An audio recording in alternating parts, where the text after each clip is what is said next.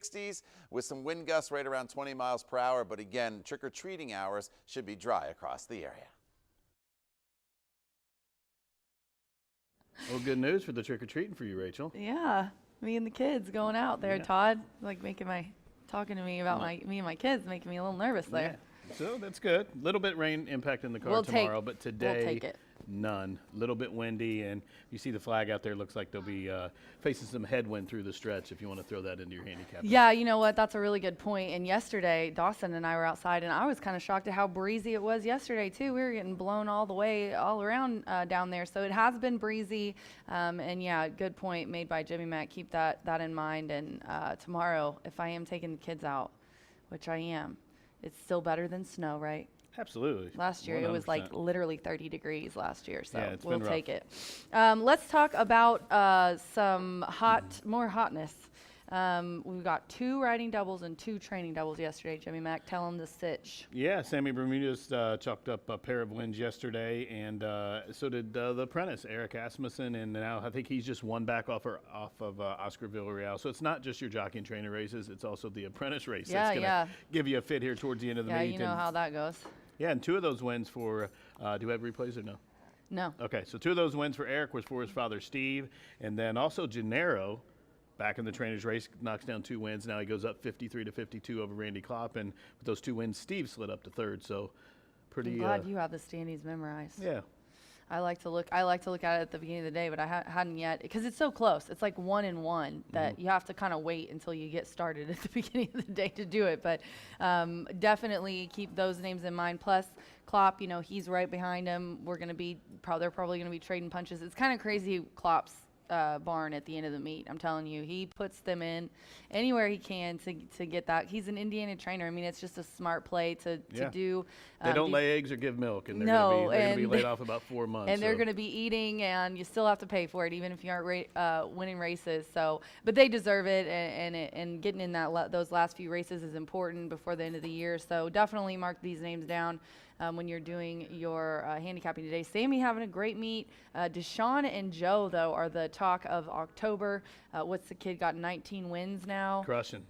Just crushing. And DP still has multiple digit wins. So he's on some live ones today as well. Yeah, he's got a few. He's got a few nice ones today. I put him on top in a couple races. I hope it didn't jinx him. Yeah, he probably did. I'll have to go down there and give him a hug. Actually, maybe not, because the trainers and jockeys aren't the only ones hot as of late. You and Brian had a pretty good day yesterday, right? And so did you, all 3 of us. First, Jimmy, you gave out the pick 4. You got to text me and tell me this stuff so I can put it on the X. Yeah. You gave out the pick 4 yesterday, and it was a $60 ticket. It paid $231, not too shabby. Not shabby. B gave out his 21st pick 5 ticket. Wow. It was like Blackjack a 48 pick 5 ticket. Yeah, it was a nice play. $48 ticket paid $524. So good for B. And then B and I gave out 8 of the 10 races in the top 3 yesterday. So yeah, we're having a bang up October. Listen. Me, you, Brian, Deshaun, and Joe are the hot Octobers. There you go. I've decided. Get in where you fit in. Follow along. If you're here, you can pick these up down at the OTB counter. And if you follow along on social media, which Rachel will give you all those addresses if you don't know them by now, later on, they do post them there as well. Let's talk a little bit about what's going on for the end of the meet. Super excited about Veterans Day. Me and J. Mac will be making with a lot of other handicappers across the country. Sarge is going to make one. My man. Big A. Love Sarge. Lots of FanDuel FanDuel handicappers, and we give everyone $500, and then whatever you win off your ticket gets donated to HVAF. Yeah, wonderful organization that we support here every year, and love to support those veterans. And we're going to do those blanket presentations where we salute a veteran and honor them after each race, and also that Veterans Day Legends handicapping contest. 25 hundo. Love it. Absolutely, where you can win a couple of seats to the NHC Finals in Vegas. And like I said, you want to be here that day. Post time's 2:10, I believe, there on November 14th. It's a regular day. Yeah. Or November 11th, sorry, 2:10. Yep, 2:10, and be sure to be here. It will be a wonderful event. Oh, also, in that Veterans Day Legends Handicapping Contest, we talked about it yesterday, 2 seats to the HC. Yep. And Jimmy Mack got in this year. Whoop, whoop. Yeah, I'm ready to go. I'm And if excited. you're ready to go, get involved there. And if not, I think there's one right after the meet closes in We do. December. We're giving away 4 seats. Yes, sir. Good point. I need to add that on here. We also have a final day of racing. We've got some premier racing on that day. The Miss Indiana, the Indiana Futurity. Tell them when it is. Yeah, those are 2 stake races worth $100,000 for 2-year-olds to go a route of ground on the final day of the meeting. Seen a couple of those horses here the past week or so, Champions Day, and a couple earlier this week. So those nominations close, horsemen, those nominations close tomorrow. Contact the racing office and make sure you nominate for those 2 stakes. It's good way to close out the season there. Some good promising 2-year-olds trying to close it out and bag another $100,000 stake as they come back to the 3-year-old year next year. Yes, it is just a joy to have stakes interviews on top of leading owner, trainer, thoroughbred, jockey, apprentice jockey. That's why you get paid That's the why I big get bucks. paid the big bucks. I'm kidding. I love it. It is like herding cats, though. It's literally like I being a bet. kindergarten teacher a little bit, and everybody has like a time that they want to do it. And the people that don't care are my favorite people in the world. Yeah, there's certain people you're rooting to interview too. Yeah. Probably. Yes, there are. There are some people that I'm like, oh, this is such an easy interview. Let's let them win for my own selfish gains. But I get closing it. day is awesome. Yeah, it's a really good absolutely. day. Let's talk about the 7th race here for a few minutes until we send it to Baby B. You and I both had the same thoughts here. Well, you put it on top. You had the gumption to do it, and we all know what I really mean. But I also have a long shot in my picks, and I put the all button on my pick 3 ticket that's on my tip sheet because it's just an insane race. It's wide open. I love that you went with like a 20-1 as your pick here in this race, and I've got David Cohen and the Catman, who gave me this Breeders' Cup jacket, by the way. Yeah. Yeah, I tweeted out that I've been on the panel for like 4 years, and they never sent Nada. me anything. And he won that year on the turf with that, I think it was Hawaiian something. Catman. Yes. And so he gave me his. So this isn't one you can buy. This is like what they give the. Game used. That's right, Yeah, baby. It came game used. Smelled a little bit like the Catman. I wasn't going to say anything about that, but that's fine. All right, I knocked my mic out. So Tell me what you 7th like race, about yours. seventh Yeah. race we're talking about here. It's a first level allowance race to go a mile on the turf, that firm turf with the rail out 48 feet. Rachel thought this race was wide open, and looking at Brian's picks, my picks, and Rachel's picks, it looks like we all agree. But in that race, I did find a horse in there that I think has a license to upset.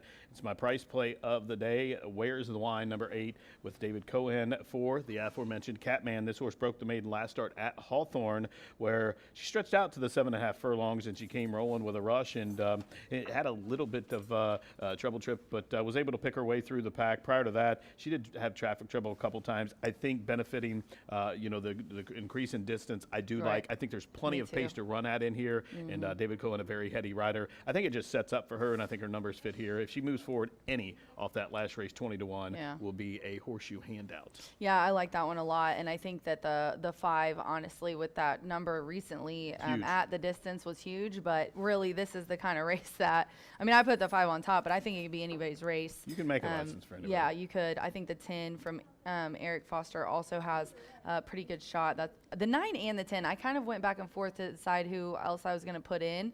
I think the 9 and the 8 both would be really good long shots because this horse hasn't ran on the turf, but I think will like the turf. Constitution. Yeah, certainly has the pedigree. Yeah, has a little bit of the pedigree for it. Sharp work. But Krickenbarger, I ended up landing on, finished 3rd last time. Now, that was on dirt, but has had some really nice races routing on turf.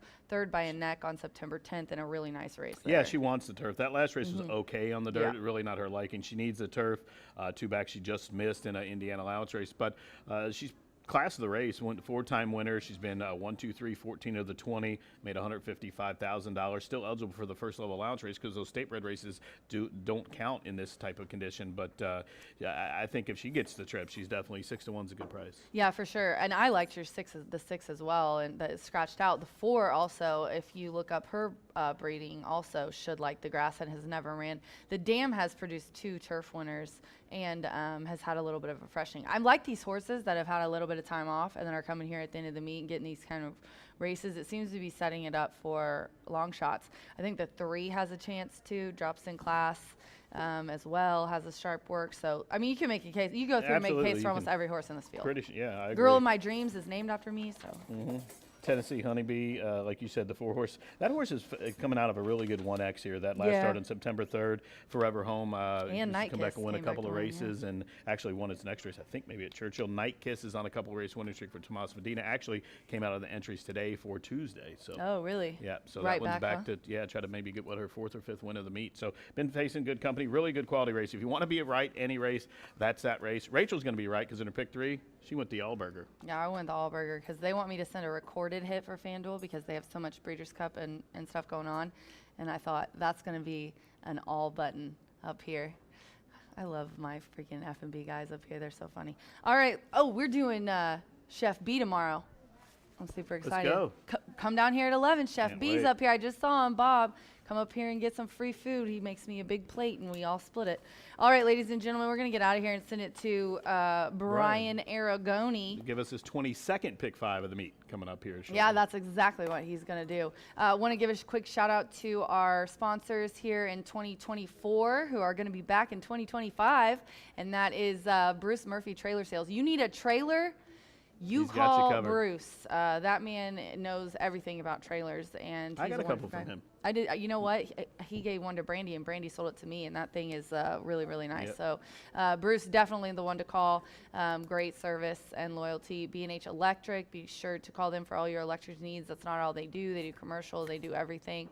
So call them, and our wonderful tote board sponsors, and follow us on all social media, HSND, and be sure to follow us on YouTube. Me and Josh, my AV guy, it is our personal goal to get our YouTube up in likes and follows. You can watch replays and interviews and commercials and stuff there for free. 18 minutes to race 1. Let's throw it to Baby B here for his pick 5, the early pick 5 ticket today for Jimmy and myself. We're done. Have fun. Bye for now.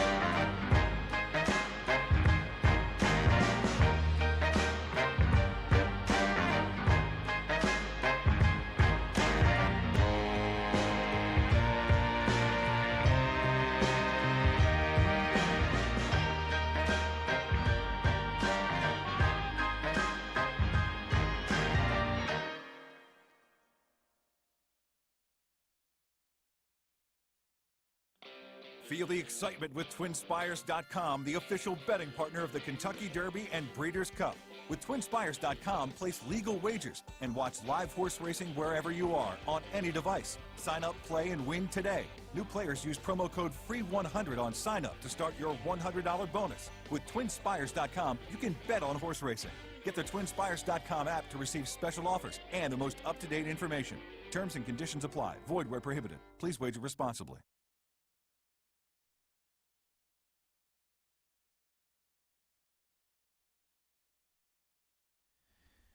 Here we are back for the always on time second half of Wire to Wire. Now just 16 minutes away, so we'll do an expedited early pick 5 in here. As we'll go through those scratches and changes in just a couple of minutes, but do want to touch base regarding this early pick 5 in here. 11.99% takeout pick 5 each and every day, and I think this sequence is intriguing. Certainly a challenging one to feel overly confident on. I think there's some wide open races. So let's take a look at this 1 mile journey that is going to kick us off in race number 1. I'm going to use the top 3 selections. I think you could justify going much further in here. There's very little form that is positive to go off of on this race. They're all at the $5,000 claiming ranks for a reason. 3, 5, and 6, certainly a race that I would feel comfortable adding if your wallet or purse strings do allow as we try and build that Breeders' Cup bankroll on a Wednesday here at Horseshoe Indianapolis, and maybe even some candy bankroll the day before Halloween as well. Race number 2, 1 mile on the turf course, does not kick off the $1 horseshoe hat trick that will begin in race number 4, but it does kick off that 15% takeout. Pick 5 at VMAX is the single for me. I had a very difficult time finding my way around your 4 to 5 morning line favorite. I think the good-looking gray gets win number 2 and start number 9. A little bit of second-itis since dominating back on May 23rd, making quick work of a field of 10 in the maiden breaking score. Since then has run second 3 times in a row. I think that changes today for VMAX. We'll see if we can't hit the climax with VMAX in race number 2. Race number 3, maiden claiming on the main track in here. 5 furlongs going to be the distance. Scratch number 7 out of this event. Some first-time starters mixed in with some horses with experience. We'll go 1, 4, and 6. 1, 4, and 6 Ditos, 4 to 1 for Wesley Ward. A homebred for him, could be any sort. Walter Rodriguez sees fit to ship his services over here today, and he's winning at 23%. When he does so, Fleet Street, name twister for Jimmy Mack to try and deal with today. Fleet Street going to try and be the quickest of them all, and then Scary Proposition. A Bill Morey firster, and all he's doing is winning at 21% with first-time starters. 1, 4, and 6 as we move along to what I feel are potentially the best 2 betting races on the card in here. Claiming 25,000 non-winners of 2. Scratch numbers 9 and 11. Looks to be a wide-open event. I do think Bag Lady is a must-use. However, unlikely to be a bettable proposition, at least for yours truly. I'll take a look and draw your eye to Shia Batty. Now, in fairness, this is a horse I've been chasing for some time. I thought entered with great works on debut May 27th, and personally got crushed on May 27th along with June 25th, but I am unwilling to give up quite yet. This is a horse I will continue to chase. Was bet down to favoritism last time out. Could be a light bulb angle. I know they got the maiden breaking score in an off-turf event only against 3 other foes, but Shia Batty has run okay on the turf even though she was in defeat. And she's taken some action along the way as well. Deshaun Parker's been red hot. Whitworth Beckman just had an excellent Keeneland, and he's winning here at 30%. I think at 20 to 1, that could truly be a separator. And then in the 5th and the final of that early pick 5 and the first leg of your late fire 5, do scratch number 6, Total Luna Eclipse.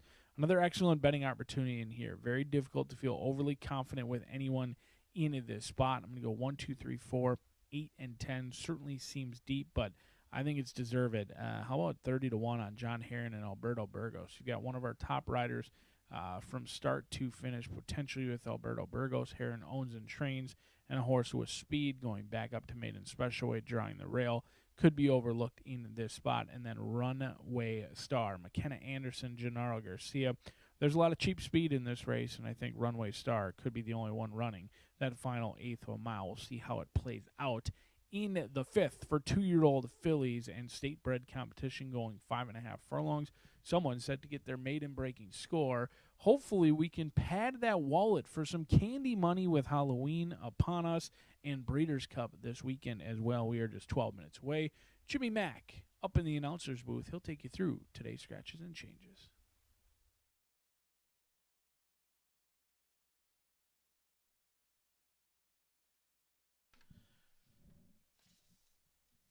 There it is from Brian Aragoni, taking you through the first 5 races of the card. Good afternoon, folks.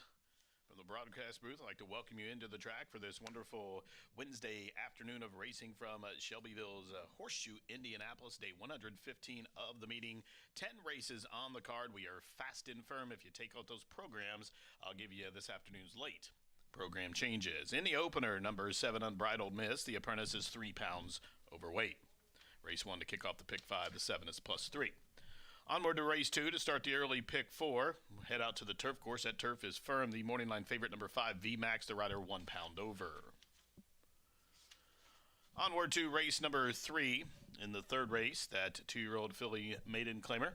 Scratch the outside horse, number 7, Moon Dance Laura. Third race, number 7, Moon Dance Laura, has been scratched.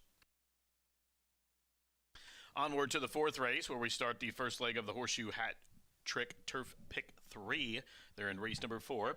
In the 4th race, number 5, Catholic Sue. The rider is 2 pounds over. Scratch number 9, Be a Winner. And scratch the 11, Robin Sage. Numbers 9 and 11 scratched there out of the 4th. Race 5 will start the late Fire 5, that 50-cent pick 5 on races 5, 6, 7, 8, and 9. We have a slew of changes in there. Number 6, Total Luna Eclipse, has been scratched. Again, the 6, Total Luna Eclipse, is out. Now, number 9, Twos Are Wild, has an ownership correction. Ownership correction, it should read Queen of Spades Racing Stable, LLC of James Detmer. Late unpublished work for the 10 Foxy Justice. Foxy Justice worked out on October 21st at CTT. That's Kane Thoroughbred Training Center down in Russell Springs, Kentucky. Worked a half mile, 52 seconds breezing over a fast surface. Onward to the 6th race. Race 6 starts the late pick 4. Ownership correction for number 2, Adios Ashwood. The owner should be Austin Nix. William Austin Nix, the owner of the 2, Adios Ashwood. In that race, scratch the 8, Live to Ride, and take out all the also eligibles 11, 12, 13, and 14. Again, numbers 8, 11 through 14, all are scratched. They're out of the 6th. Race number 7, back to the turf once again. Take out numbers 6, Melania, and the alsos 11, 12, 13, 14. 6, 11, 12, 13, 14 out of the 7th race. 8th race, your final chance to bet a pick 3 this afternoon. In the 8th race, the rider of the 2, Epic the Legend, is 1 pound over the assigned weight. And scratch number 4, Juancho. Number 4, Juancho, withdrawn from today's 8th event. 9th race, the final chance to bet a Roland Daily Double this afternoon. In the 9th race, scratch the 1, Bold Doro. 9th race, number 1, Bold Doro, has been scratched. Ownership correction for the 5, Mumayas. The GWG Stables is correct. However, the principal owner should read Melissa Griffey et al. Melissa Griffey and others. Principal there. Number 6, Commander Storm. The rider 1 over, and scratch the 7, Holiday House. Takes us to the 10th and final quarter horse event, a 2-year-old allowance race to go 330 yards. Several changes in there. The 1 is +7. The 2 is +7. Take out number 3, Cigar on the Beach. Number 3, Cigar on the Beach, has been scratched. The 4 will add 7. The 5 will add 5. Jockey change on the 6 to 1, Marquez. The 7 adds 4. The 9 adds 2. And the 10 will add 2 pounds. Well, those are the changes at this time. Any additional changes coming in throughout the balance of this 10 race program, I'll get those to you as they do so. Just 7 minutes for the opener, which is scheduled off at about 2:10. The first of 10 races. The first pick 5 starts here in just about 7 minutes over a fast main. The turf will be firm, and we wish you the best of luck here at Horseshoe Indianapolis.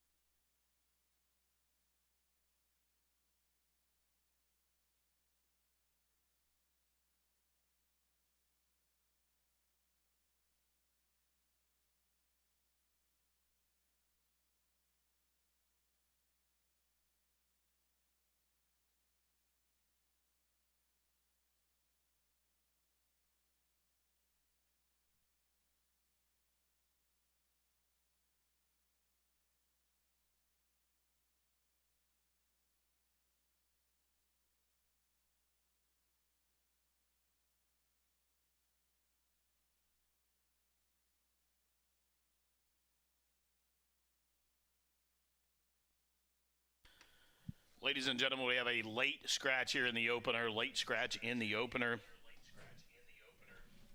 Number 5, Ricky's Part, has been scratched. Race number 1, number 5, Ricky's Part, has been scratched here in race number 1.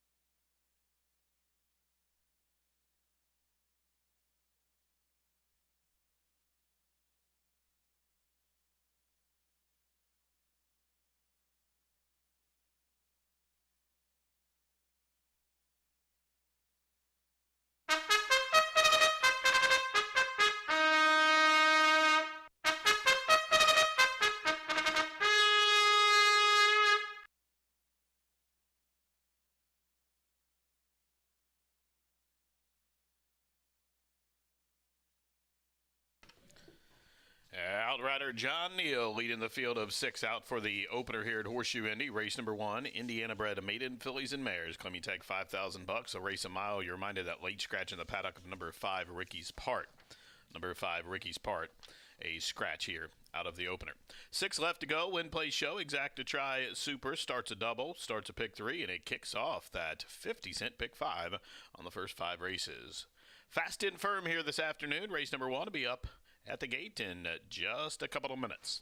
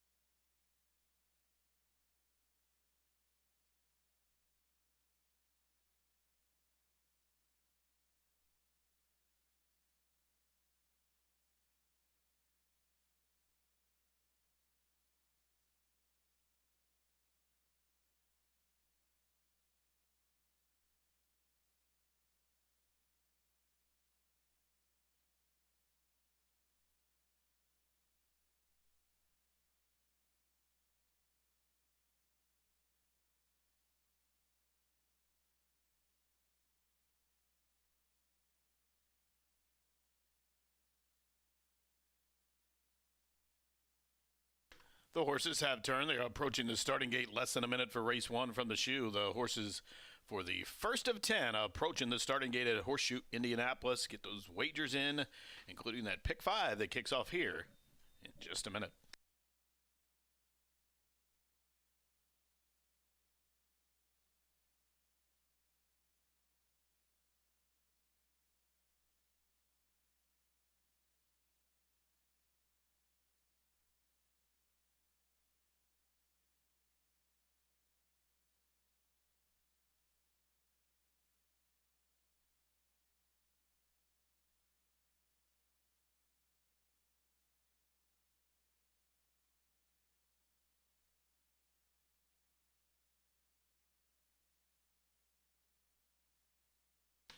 And they've reached the starting gate. It's post time. Carolyn's Angel coming up.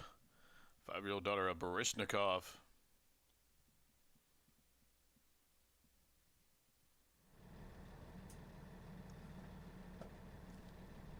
Jello Bean, and start 8 coming forward. Good Lark, daughter of Sky Mesa, sophomore, Indiana bred, going in drop-in class. The gray backwards K for Cheek and Green has gone in. Ocho Secret and Santo Sanger at 1-5 will load in as the overwhelming favorite. And up to the outside, Unbridled Miss, Chestnut Daughter of Unbridled Express will load up. Field of 6 are at the post. They are racing him as Ray sends him on their way. Ocho Secret with an alert beginning. Jello Bean is flashing speed in Good Lark. It angles up to the outside of them while racing in third. Unbridled Miss parked out wide from fourth, while Carolyn's Angel is down along the inner rail from fifth. And backwards K, the gray, is sixth and trailing. About 8 lengths from top to bottom. They have just outside 6 furlongs to travel. And up top, it's Jello Bean out there paving the path as they turn up the backside. And Jello Bean is in front by just about 2 lengths as Ocho Secret, the favorite, will track her from the pocket there in second. Good Lark, the daughter of Sky Mesa, is third. She's 2 in front of Unbridled Miss, fourth. To the inside, backwards K going for a mid-race move, and Carolyn's Angel is sixth and trailing. They start to tighten up past the 5/8 pole. The quarter on the board, 24 and 3. Jello Bean exiting that stake race back into the maiden nickel here, showed the first quarter 24 and 3, and as they passed the half in 49 and 1. Jello Bean shows the way. Ocho Secret, the 1-5 favorite, is being asked to go get her. She's stalled right now though. Good Lark is third and about 4 off the pace. A margin of 4 back to Unbridled Miss and 2 to backwards K, and a long way last. Carolyn's Angel is back in another zip code as they approach the top of the stretch with a quarter to go. Here's Ocho Secret after pace setting Jello Bean. Good Lark's going to be parked at about 3 wide as they race towards the top of the home stretch, and the favorite Ocho Secret comes off the turn. Whip is out. She's in front by 2.5 lengths. Up to the outside, Good Lark is second, a margin of 3, maybe even 4 lengths back to third, where you'll find backwards K with a 16th left to go. Ocho Secret is under siege by Good Lark, who's on the move to the outside. Ocho Secret reaching for the wire. Good Lark lunging to the outside. Ocho Secret desperately gets there at 1-5. She had to work for it, but she earned it. In that photo finish there with Good Lark, who was second, a long way back to the gray. Backwards K was third. Unbridled Miss checked in fourth in 1:42 and 2.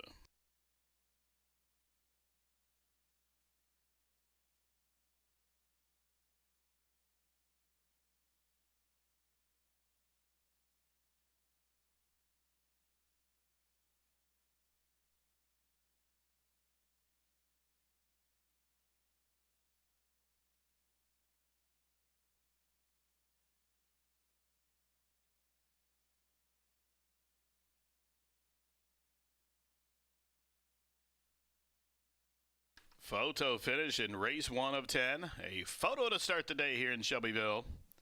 Ocho Secret at 1-5, the shortest price. The longest price was lunging up to the outside to 3, Good Lark, but number 6, Ocho Secret, hanging on, has been posted as your race winner. Second was the 3, Good Lark. Third, number 4, Backwards K. And fourth, number 7, Unbridled Miss. 6-3-4-7.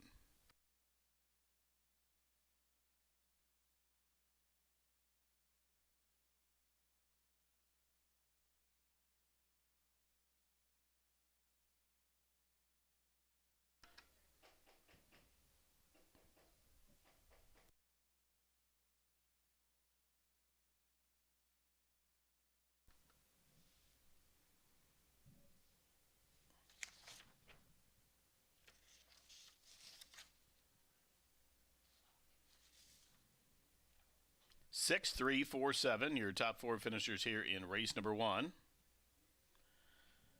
As Tim Eggleston takes out the nightcap yesterday, picks up where he left off, wins the opener today.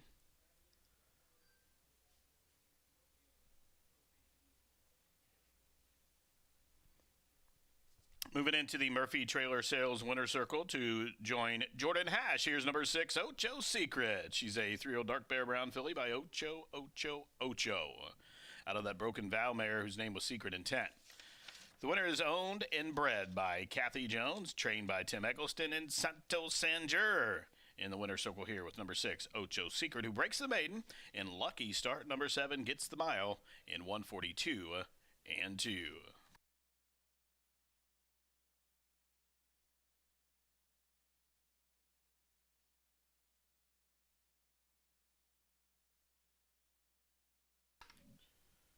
Jordan Hash straightening things out there in the winner's circle with Ocho's Secret. Gets the Cody photo, and as the favorite, returns 260, 210, and 210. The 6-3 exacta $19, 50-cent try $15.30. The dime super $7.70 for that 6-3-4-7 dime super. 1 down, 9 to go. Race 2 up next. We'll start that pick 4, and we're going to head out to the turf course. You're reminded the turf course firm, the turf rail outward to 48 feet. In race number 2 to start that pick 4, we have a field of 9. The only change is that morning line favorite number 5, VMAX. The rider is 1 pound over the listed weight. Coming up next, the replay of race 1 at the shoe.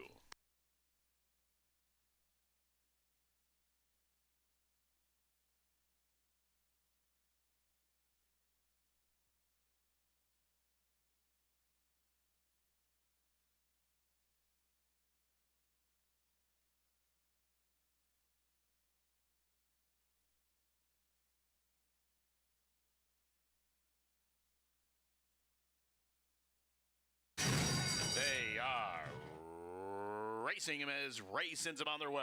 Ocho's Secret with an alert beginning. Jello Bean is flashing speed in Good Lark. It angles up to the outside of them while racing in third. Unbridled Miss parked out wide from fourth, while Carolyn's Angel is down along the inner rail from fifth. And backwards K, the gray, is sixth and trailing. About 8 lengths from top to bottom. They have just outside 6 furlongs to travel.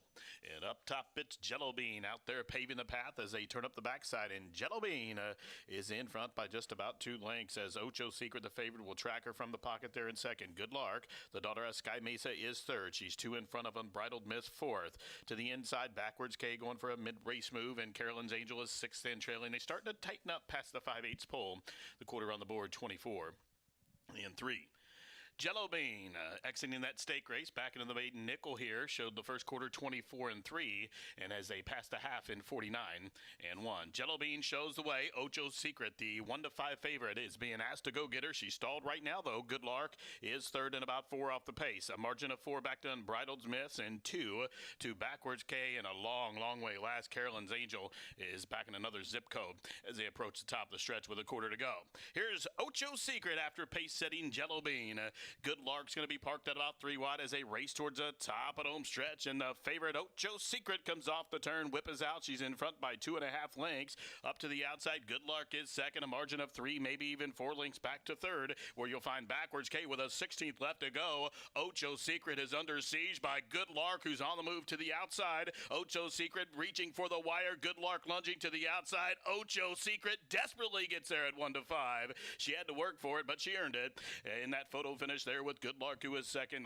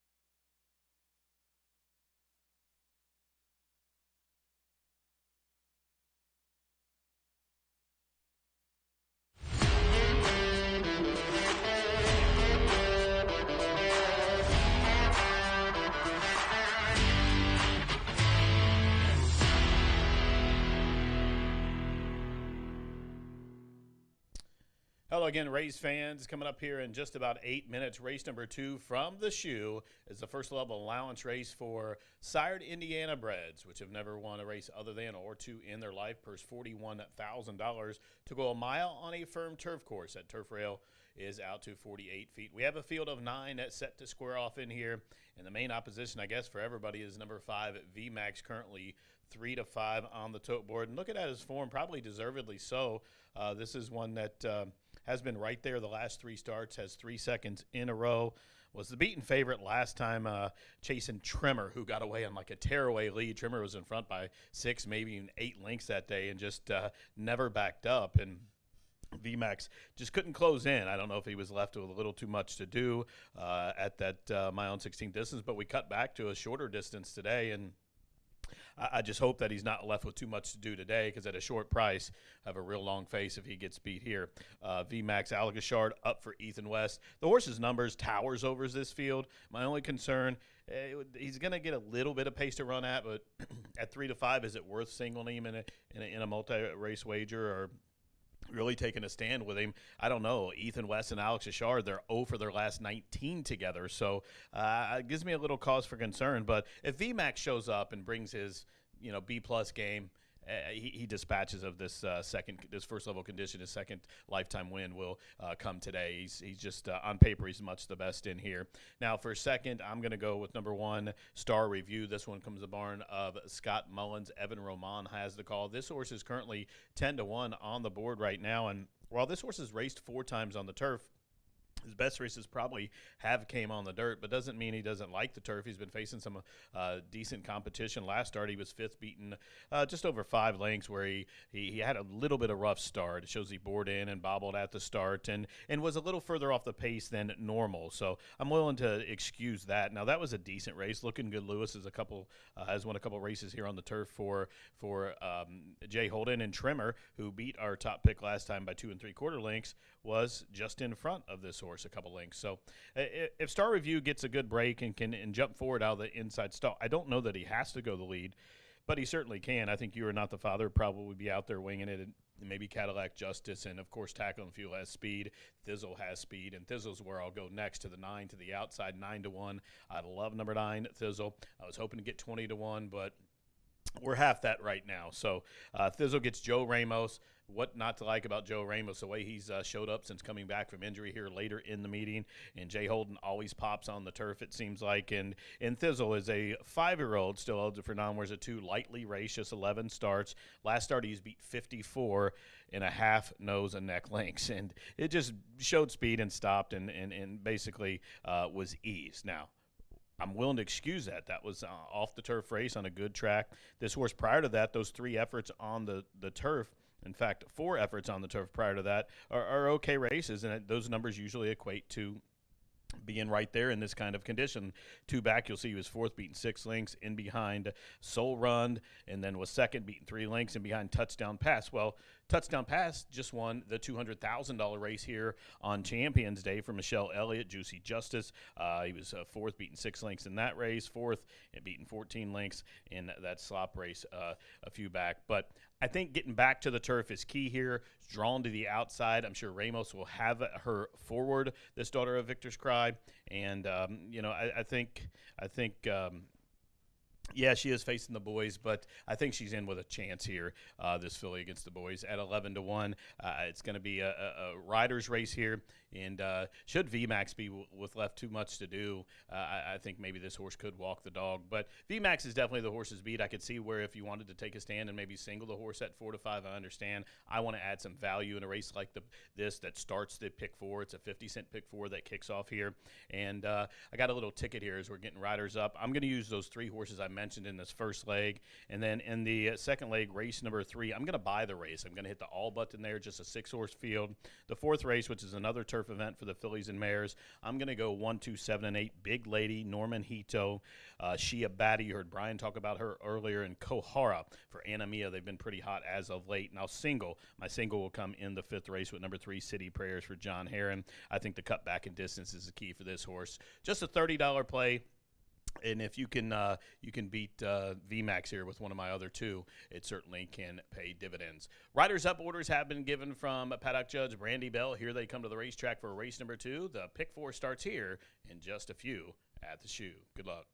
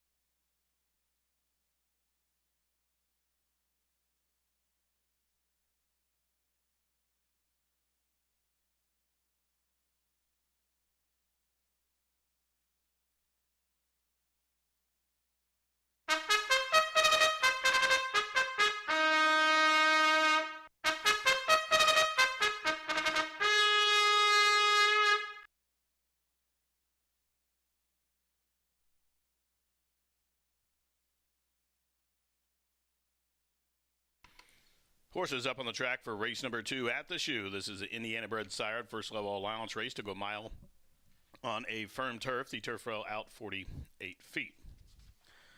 Field of 9 to go. Win, play, show. Exacta try super daily double. Starts at pick 3, starts at pick 4. Post time for race 2 at the shoe in just a few.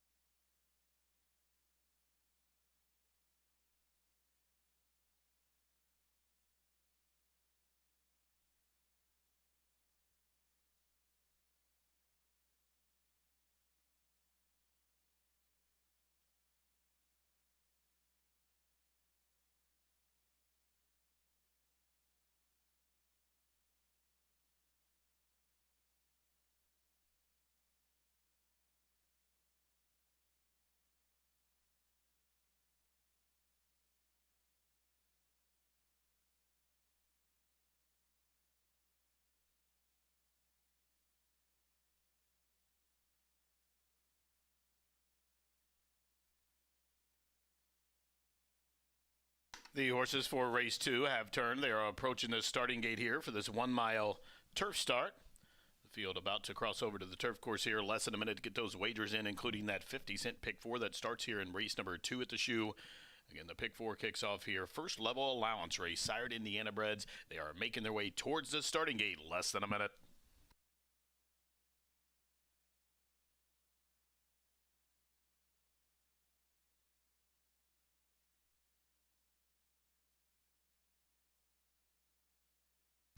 Star Review crossing over, the son of Forever Doro. I know that Aldebaran mare. 5th in the most recent start. A little bit of trouble that day. 8-1 on the board. Will load into the inside stall. Cadillac Justice. For Raquel and Josue. Coming up, Cadillac Justice and the nation's 16th all-time leading jockey, Deshaun Parker. He's led the nation in wins a couple of times in his career.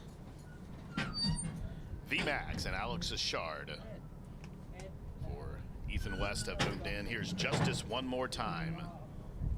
Collinsville Invader going in. Zach. Zach up and in. Not quite. Zach bit active in behind the gate. Now backing up down towards the rail is Zach, a chestnut's on a pass rush. 4.5-1 on the tote board. VMAX 2-5 on VMAX.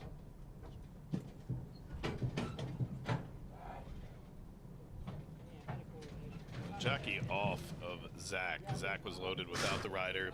Now Alberto Burgos climbing back up on the pontoon there. We'll reunite. You're Not the Fathers went in. Tackling Fuel. And the mare, Thizzle, up to the outside. They're at the post. And they are racing. Not the greatest start for pace-setting Thizzle, who's going to rush up to the outside. You're Not the Father, and down to the inside, Cadillac Justice. So Cadillac Justice under the line for the first time shows the way from You Are Not the Father. Tackle and Fuel is third as they work into the opening turn. Down on the inside, Star Review is next. Thizzle with that bad break. Expect to be part of the order to go. She's about 5 or 6 lengths off the lead, and right to her inside as they work around that turn, it is Zach. And then 2 lengths for the back to Justice one more time, a length to VMAX, who is second last as they turn up the backside, and 9 Pointer way out at the back of the pack. 9 Pointer must be 15 lengths off the pace setters. The quarter quick, though, 22-3. So up top down the back stretch, it's Cadillac Justice, that son of Harry's Holiday, showing the way. You Are Not the Father in the clear from second. Star Review is third. Now Thizzle, there she goes to the outside from fourth. Taking a wide journey and making a move now. There goes VMAX, the big favorite, is fifth. Going to be in about the 4 path, though, into that far turn run. And then Zach Tackle and Fuel is next, still 2. Back to Justice one more time. And now at the back of the pack, 9 Pointer starts to close in. Half mile, 47-1. Cadillac Justice still there. Here comes Hannah with You're Not the Father. She's being asked to go get the pace setter. Thizzle is third. Star Review is fourth. From between horses, VMAX. That's the gray. He's fifth. He has 6 lengths to raise and about the 1/8 of a mile to do so. Cadillac Justice spurts away. Cadillac Justice in front by 3. VMAX is on track to the outside, but VMAX is in deep, deep water, and that water is named Cadillac Justice. Cadillac Justice, coast to coast. Cadillac Justice all the way up top, wins by about 2. Zach was second, then it got tight for third. You Are Not the Father to Star Review. VMAX was fifth at odds of 1-5.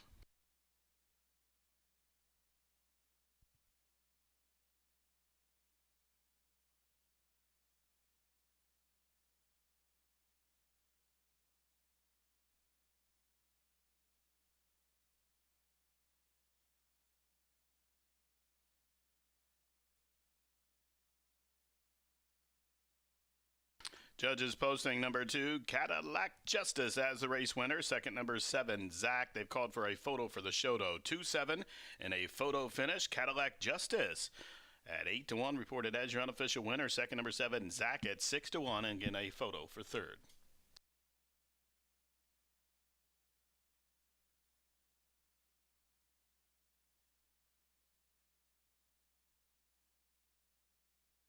Result of the photograph showed number 1, Star Review, to be third, and fourth, number 4, You Are Not the Father. 2714. So good superfecta there as the favorite doesn't hit the board at 1-5. We have an 8-1 shot, over a 6-1 shot, over a 15-1 shot, over an 18-1 shot here in race 2 at the shoe.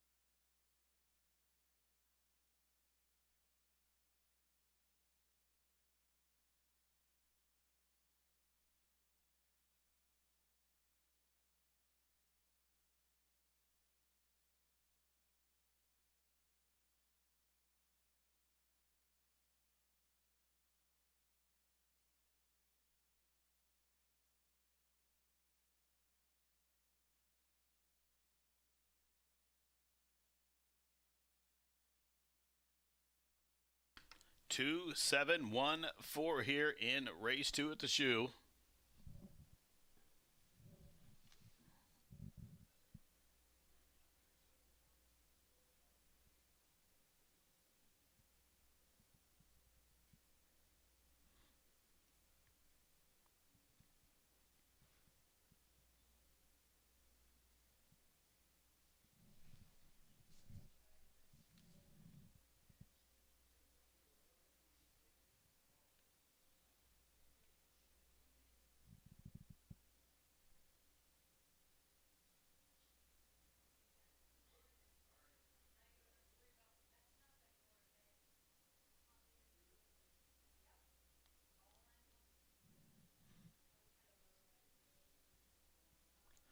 Into the winner's circle.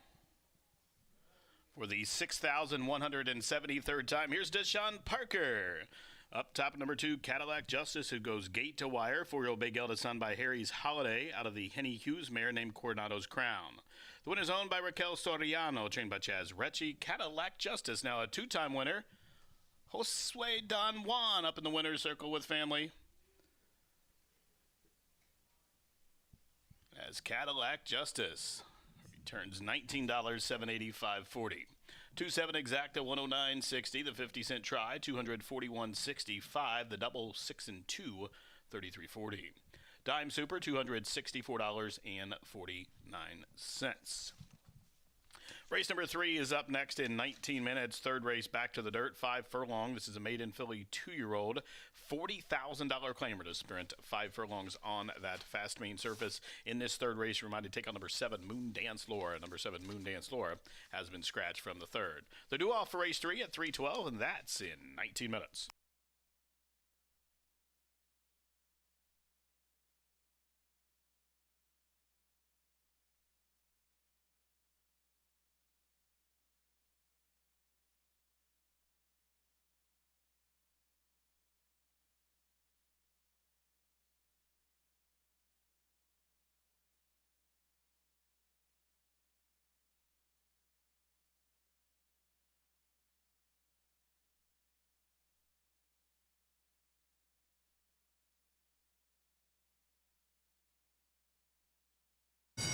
They are racing.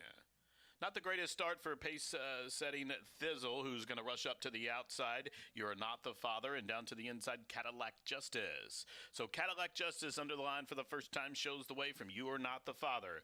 Tackle and Fuel is third as they work into the opening turn. Down on the inside, Star Review is next. Thizzle with that bad break. Expect to be part of the early go. She's about 5 or 6 lengths off the lead, and right to her inside as they work around that turn, it is Zach. And then 2 lengths for the back to Justice one more time, a length to VMAX, who is second last as they turn up the backside, and 9 Porter way out at the back of the pack. 9 Porter must be 15 lengths off the pace setters. The quarter quick, though, 22 and 3. So up top down the back stretch, it's Cadillac Justice, that son of Harry's Holiday, showing the way. You Are Not the Father in the clear from second. Star Review is third. Now Thizzle, there she goes to the outside from fourth. Taking a wide journey and making a move now. There goes VMAX, the big favorite, is fifth. Going to be in about the 4 path, though, into that far turn run.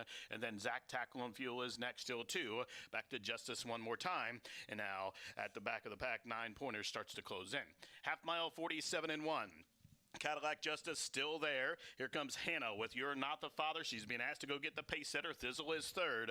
Star Review is fourth. From between horses, VMAX. That's the gray. He's fifth. He has 6 lengths to raise and about the 1/8 of a mile to do so. Cadillac Justice spurts away. Cadillac Justice in front by 3. VMAX is on track to the outside, but VMAX is in deep, deep water, and that water is named Cadillac Justice. Cadillac Justice, coast to coast. Cadillac Justice all the way up top wins by about 2. Zach was second, then it got tight for third. You Are Not the Father to Star Review. VMAX was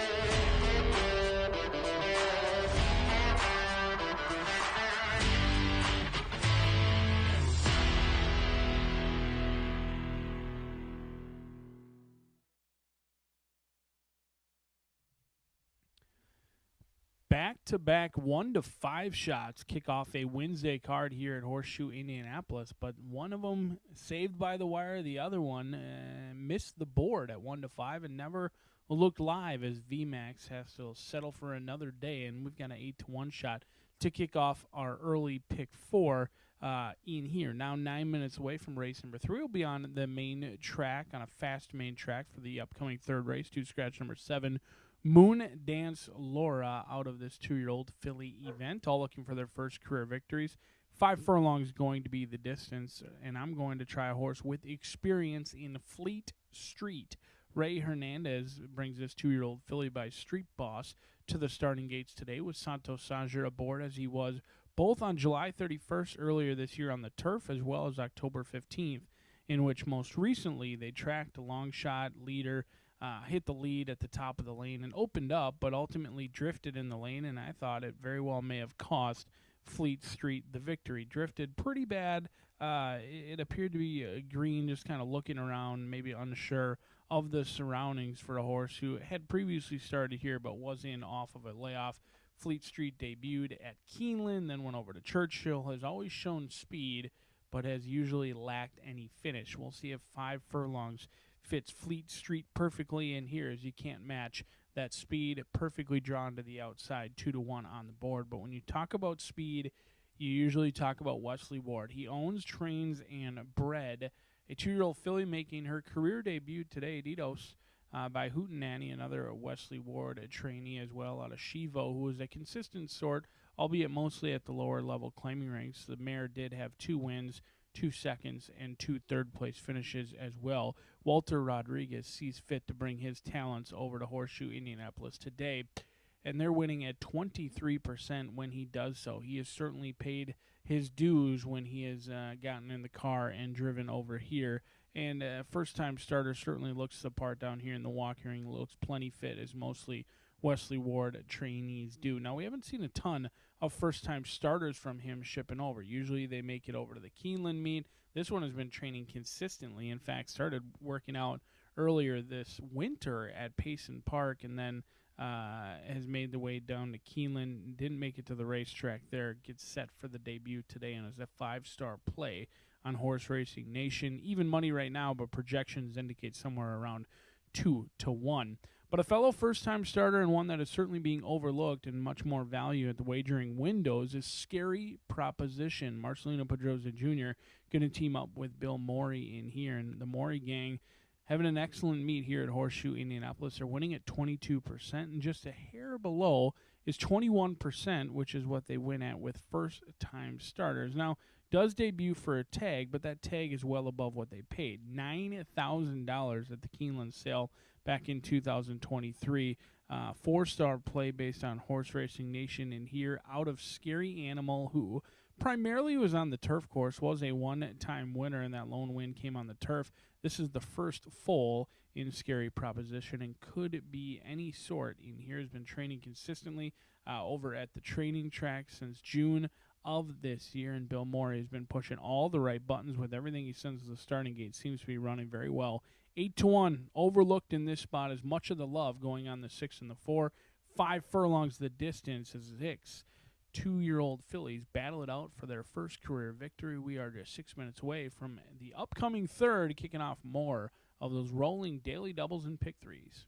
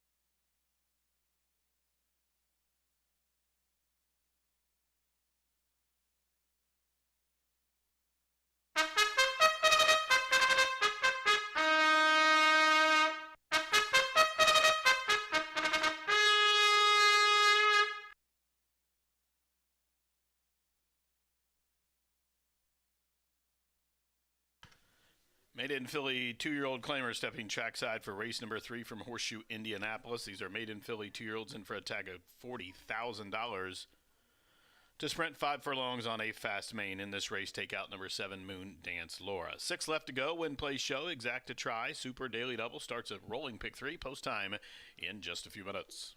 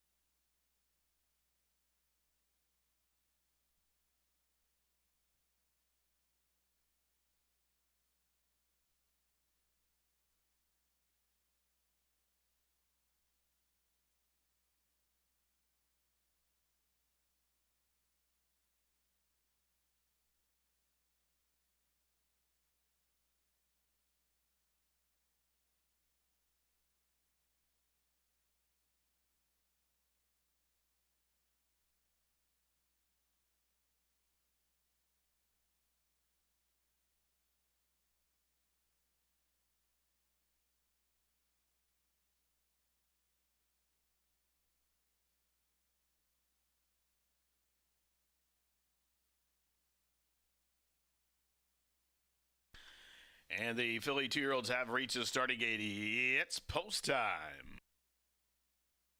Loading in for race 3. Sextet of 2-year-old fillies to sprint 5 furlong Scary Proposition.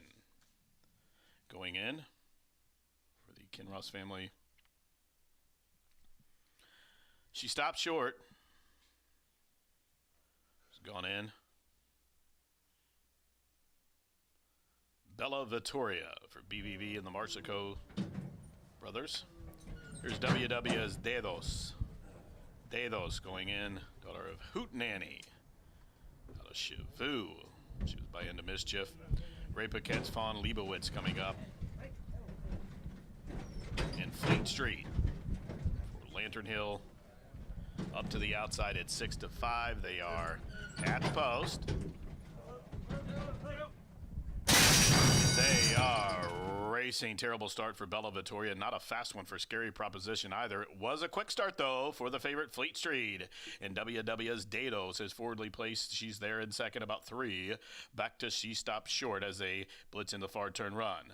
Bella Vittoria, after that awkward break, has rushed up, made an early move now. Then Fawn Leibowitz is second last and Scary Proposition at the back of the pack.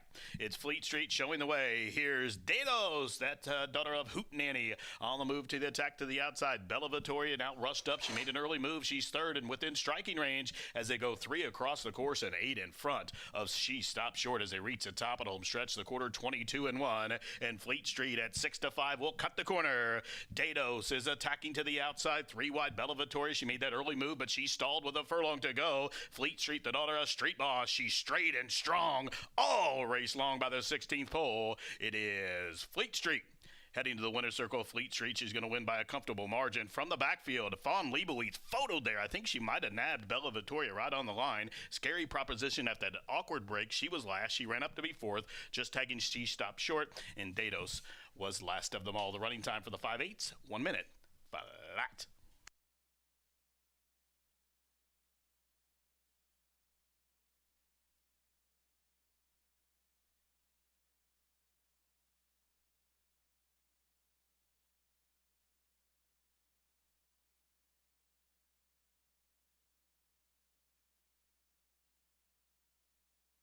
Judges posting number 6, Fleet Street.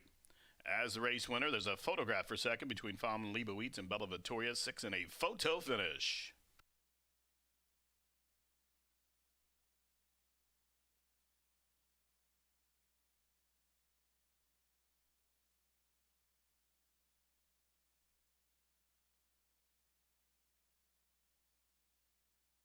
Result of the photograph, indeed, show number 5, Fawn Leibowitz got up into the frame there to be second. Third, number 3, Bella Vittoria. And fourth, the 1, Scary Proposition. 6-5-3-1. 6-5-3-1.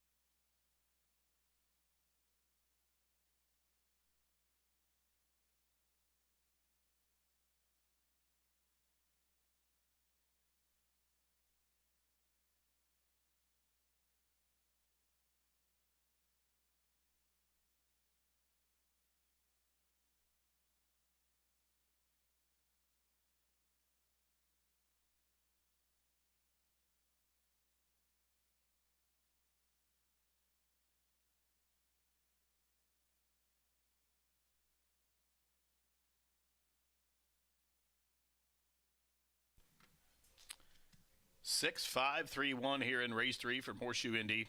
Heading into the winner's circle. Gonna get this Cody photo. Here's number 6, Fleet Street. Fleet Street. A 2-year-old at Bay Philly by Street Boss out of the Summerfront mare named Summer's Hope. The winner carried the silks of Lantern Hill Farm, LLC of Susie Shoemaker, the winning trainer Ray Hernandez, and the winning jockey Santo Sanjur. That's 2 wins for Santo. He took out the opener, now takes the third race with number 6, Fleet Street, as she drops and pops here. Jams in for the $40,000 level and gets it done at odds of 6-5. She covered the 5 panels there, 1 minute, 0.03 seconds. .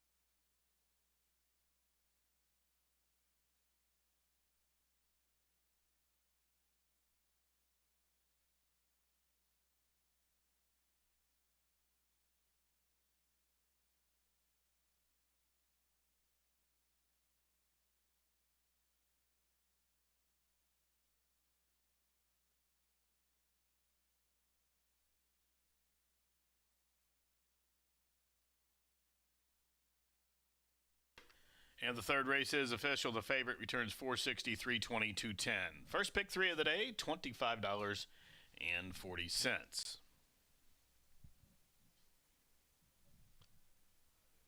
The double was worth $47 of a 2-6 combination. The exacta 6 and 5, $53 with the favorite on top. The 50-cent try gets back $47.10.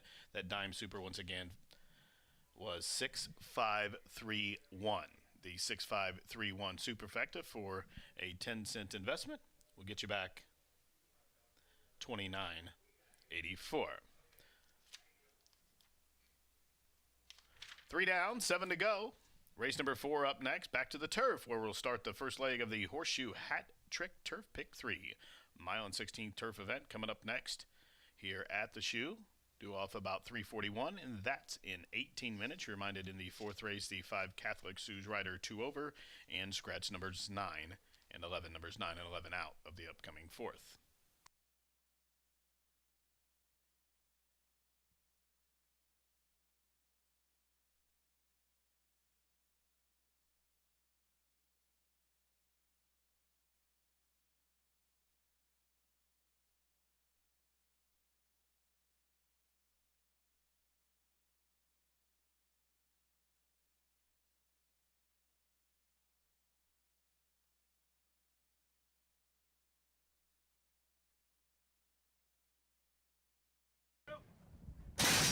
They are racing. Terrible start for Bella Vittoria. Not a fast one for Scary Proposition either. It was a quick start, though, for the favorite Fleet Street.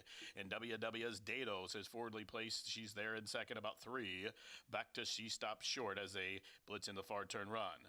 Bella Vittoria, after that awkward break, has rushed up, made an early move now. Then Fawn Leibowitz is second last, and Scary Proposition at the back of the pack. It's Fleet Street showing the way. Here's Dados, that daughter of Hootenanny, on the move to the attack to the outside. Bella Vittoria now rushed up. She made an early move. She's third and within striking range as they go 3 across the course and 8 in front of She Stopped Short as they reach the top of the home stretch. The quarter 22 and 1, and Fleet Street at 6-5 will cut the corner.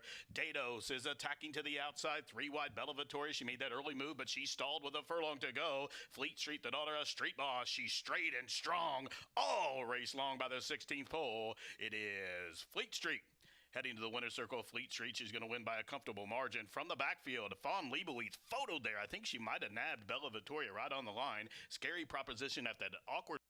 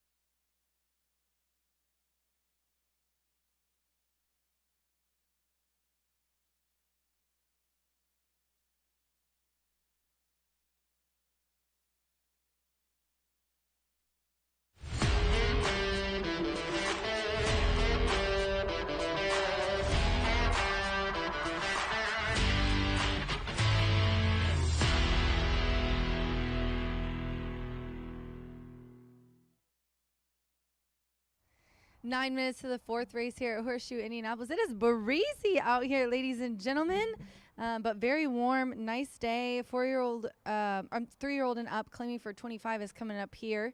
We do have a scratch of the 9 and then the AE. I'm going to go to the rail here. This is a mile and a 16th on the turf. I can't go against David and Catman. A few days ago, he came in and rode for him, and just what a stellar performance. I was pretty excited to have that big long shot in my picks. Not a long shot here today, though. This horse, I think, is going to be bet down a little bit more. 5-1 right now. Bag Lady. Of the times that David has come in to ride, he's 29. He's almost 30. Actually, probably after the win the other day, it's probably 30% win clip, 52% in the money. This horse has not been seen since September, early September. 52 days off. I like that length of time. This one was at Hawthorne at a mile and a 16th on the turf. Didn't do much. Was in there with Robin Sage as well. This is a really nice filly. I think she's going to do well here. She's in a lot easier. She broke the maiden at Fairgrounds going a mile and a 16th. This is obviously her distance. She's put up a 76 at the distance as well in the past, and I think she can run back to that off this freshening. She gets the inside on the turf, which, as we've seen from our HRN stats, post position 6 and in, especially the rail, is hitting at, I think, over 22% on these 2-turn turf races. So I'm going to go with Bag Lady and David Cohen and my main man, Catman, here on top. I had to change my Breeders' Cup jacket because I'm about to record an NHC commercial. But, yeah, my man, Catman, gave me my Breeders' Cup jacket. I always like to thank him. 6-1, Enticing Sunset, Marcelino Pedroza aboard for Karen Whittick. Now, this horse has been off for 8 months, so it's a question mark. But she is good off a 3+ month layoff. Now, this is way over that. It's 8 months, so it's a question mark. But let's look at what she's done, because her numbers are good. She put up a 75 in that last race in March. She won at a mile and a 16th in December at Gulfstream Park, where she broke her maiden and maiden claiming for 35. And before that, a maiden claiming for 40, she was second at 7.5 on the turf here. So she has ran on Indiana turf and got a second. She also has a win at the distance out of 3. I just think that she's got into some trouble. She was bumped at the start. She was forced out. She got a wide trip one day. She kind of went between horses, and she just gets kind of a bad luck little trip where she gets stuck sometimes or messes up the very beginning. But look at the bullet work on October 16th coming into here. Polly obviously transfers to turf. Love that she's been training on Polly at Turfway. So Enticing Sunset in for my exacta. And then we'll go with the 2, who's the 9-5 favorite, No Monjito. No Monjito is a Brendan Walsh trainee that is a 3-year-old filly. She is coming here to Indiana. She has never ran on the Indiana grass. And first of all, she's the best speed at the distance. She put up an 81 on July 8th at Del Mar on the turf, going a mile and 70. Allowance optional claiming for 75. Third. Then another third on the Poly at Presque Isle. She's returning to a route because that was 6 furlongs. And in that race, she put up 76, so she's got recent form.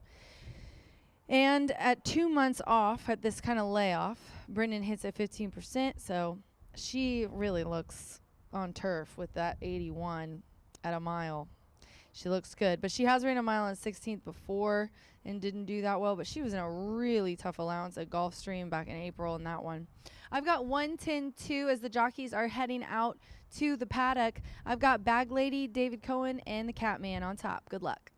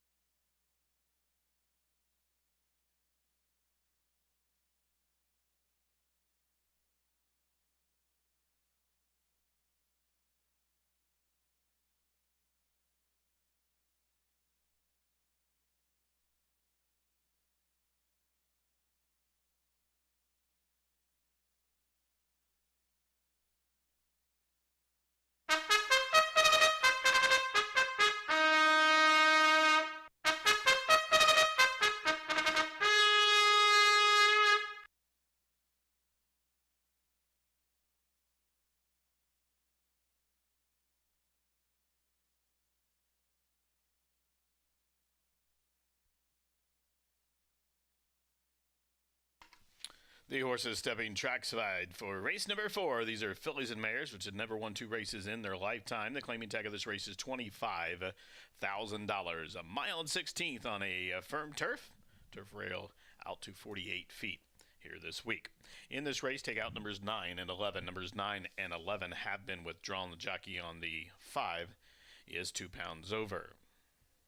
9 to go, win, play, show, exact to try, super. Daily double starts at pick 3. Also starts the Horseshoe Hat Trick Turf pick 3 for races 4, 6, and 7. That's a $1 base bet. And race number 4 at the shoe in just a few.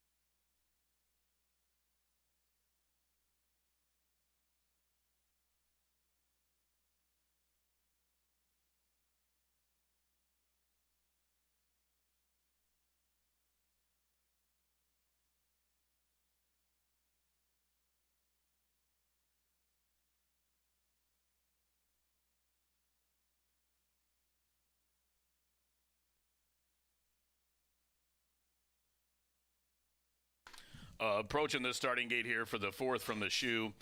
The field of fillies and mares crossing over to the turf course here. Less than a minute to get those wagers in. You better hurry, including the first leg here of the Horseshoe Hat Trick Turf Pick 3.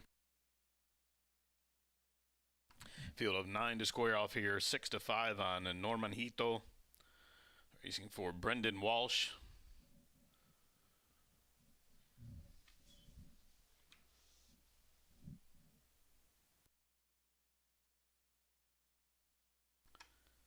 Callis crossing over. In goes Bag Lady for the Catman. Greg Bessinger, David Cohen up top. Catholic Sue's in with the Bug Boy, +2. Norman Hito, the French bred, at 6-5 has loaded. Razzle Red, the Jamie Grubb stable.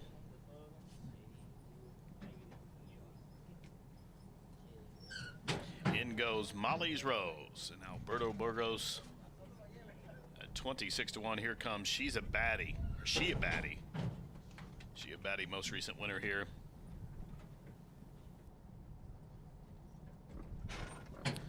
Callis is in for Gary House. Kohara, the Irish bred, for the Maya Barn. Up and in, 1 out. Enticing Sunset in the white and red silks to the outside. Pedroza for Whittick going in. They're at the post. And they are racing to a level beginning. She a Baddie with an alert beginning. Bag Lady down along the inside. And in the white silks, the favorite Norman Hito. And now Kohara, the Irish bred, has made the point as they race by the stands here at the shoe. And up top, it's Kohara. Leads them under the line for the first time by just about a length. Then a quartet of horses in chase mode there from second, including Razzle Red, She a Baddie, Enticing Sunset, as Bag Lady backs off and advancing there into the first turn. Norman Hito opens up about 2, but now sliding through underneath, Kohara. Kohara's in front, a length and a half. Norman Hito there is second as they turn up the backside. Razzle Red is third and about 3 off the pace. To the inside, fourth is Bag Lady, and then a separation of 2. She a Baddie. Well, she fifth. To her inside is Callis. Still 2 back to Enticing Sunset. A similar margin back to Molly's Rose, and 4 or 5 back to the trailer, and that's Catholic Sue. The quarter 23-2. The half mile 46-4. So controlled tempo up top is Kohara paving the path, and Kohara shows the way by 2. The favorite at a perfect tracking position there from second, Norman Hito. 3 wide comes Razzle Red, Cohen, and Bag Lady. Content to track from the inside there in fourth. Callis is fifth, still 6 or 7 back to Enticing Sunset. She a Baddie's thrown out the parachute. She's going the wrong way. Just got passed by Molly's Rose and Catholic Sue. She was never in it. 3/4, 10-1. Top of the home stretch, and Kohara off the turn with Angel Serpa. Kohara showing the way, but here comes Norman Hito. And Norman Hito, the French bred, is mowing him down to the outside. It's Norman Hito trying to press on past Kohara, who's shaken up on a tenuous lead. And Callis is lifting off. It's Kohara digging down deep. Callis, here comes Molly's Rose from last, and Molly's Rose coming after Callis. These two in a photo. I think Molly's Rose got her head down, and she had to be at least 40-1. A flying photo finish there. Molly's Rose to the outside of Callis. They hit the wire, and a bobber.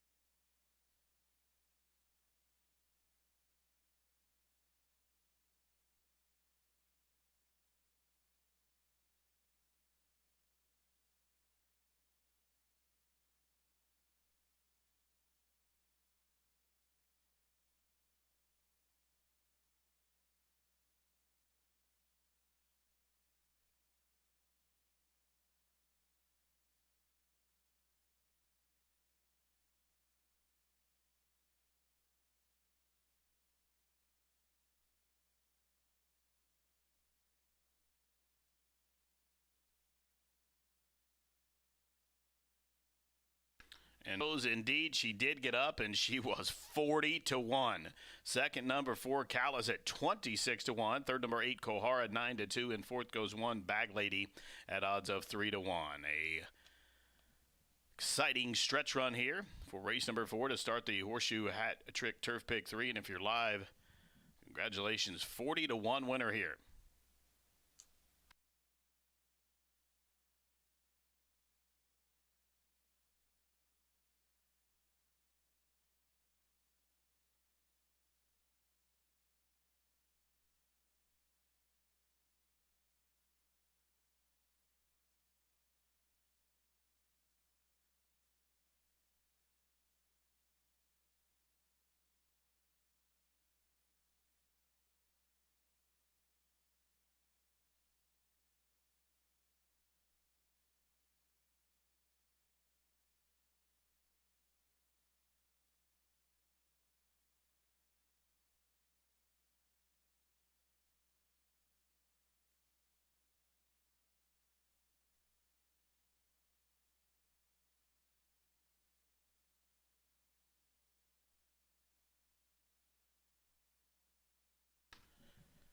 Into the winner's circle. Here's Kenny leading in number 3, Molly's Rose, a 4-year-old dark bear brown filly by Classic Empire out of the More Than Ready mare named My Rose. The winner is owned and trained by Aaron Reifenberg, ridden to victory by Alberto Burgos. Molly's Rose was way out of it second last and gets up right on the square at 40-1. She got the mile and 16th on the turf in a winning time 1:42.66 seconds. She was bred in Kentucky by Alex Veneri Racing LLC. One claim to report out of that fourth race, number 1, Bag Lady for $25,000 was claimed by owner-trainer Johnny Ortiz. Price is up. How about 82.20, 34.80, 14.20. Pick 3, 569.65. The winning exacta combination of 3 and 4. How about $927 for 2? 50-cent try, $2,063.85. The $2 variety, $8,255.40. Dime Super, $2,511.80. Again, that double was $183.40. That pick 3, 569.65, and boom goes the dynamite. 40-1 winner here. Race 4 as we turn the page to race number 5. Registered Indiana bred sired maiden filly 2-year-olds to sprint 5.5 on the main. Take out number 6 Total Luna Eclipse. Ownership correction, the 9 Queen of Spades Racing LLC. The principal owner, James Detmer, and a late unpublished work on the 10, Foxy Justice, worked out October 21st at Kane Thoroughbred Training Center, CTT, half-mile 52 breezing over a fast surface. Fifth race starts at late pick 5. Up next.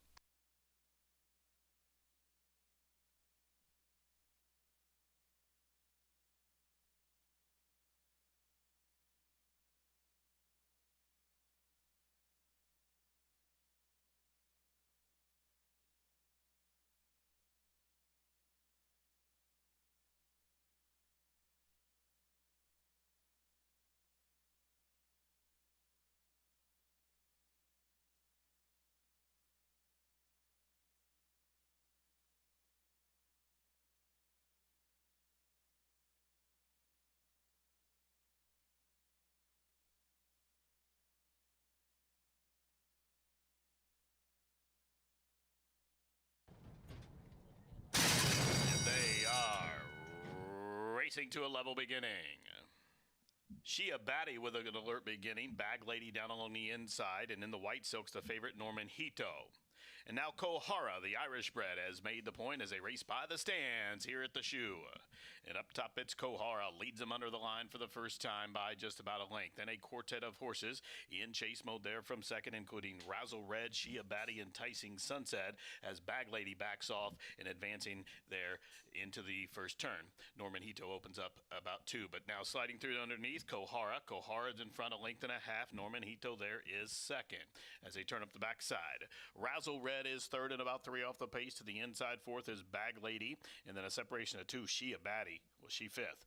To her inside is Callus, still 2 back to Enticing Sunset, a similar margin back to Molly's Rose, and 4 or 5 back to the trailer, and that's Catholic Sue. The quarter 23 and 2, the half mile 46 and 4. So controlled tempo up top is Kohara paving the path, and Kohara shows the way by 2, the favorite at a perfect tracking position there from second Norman Hito.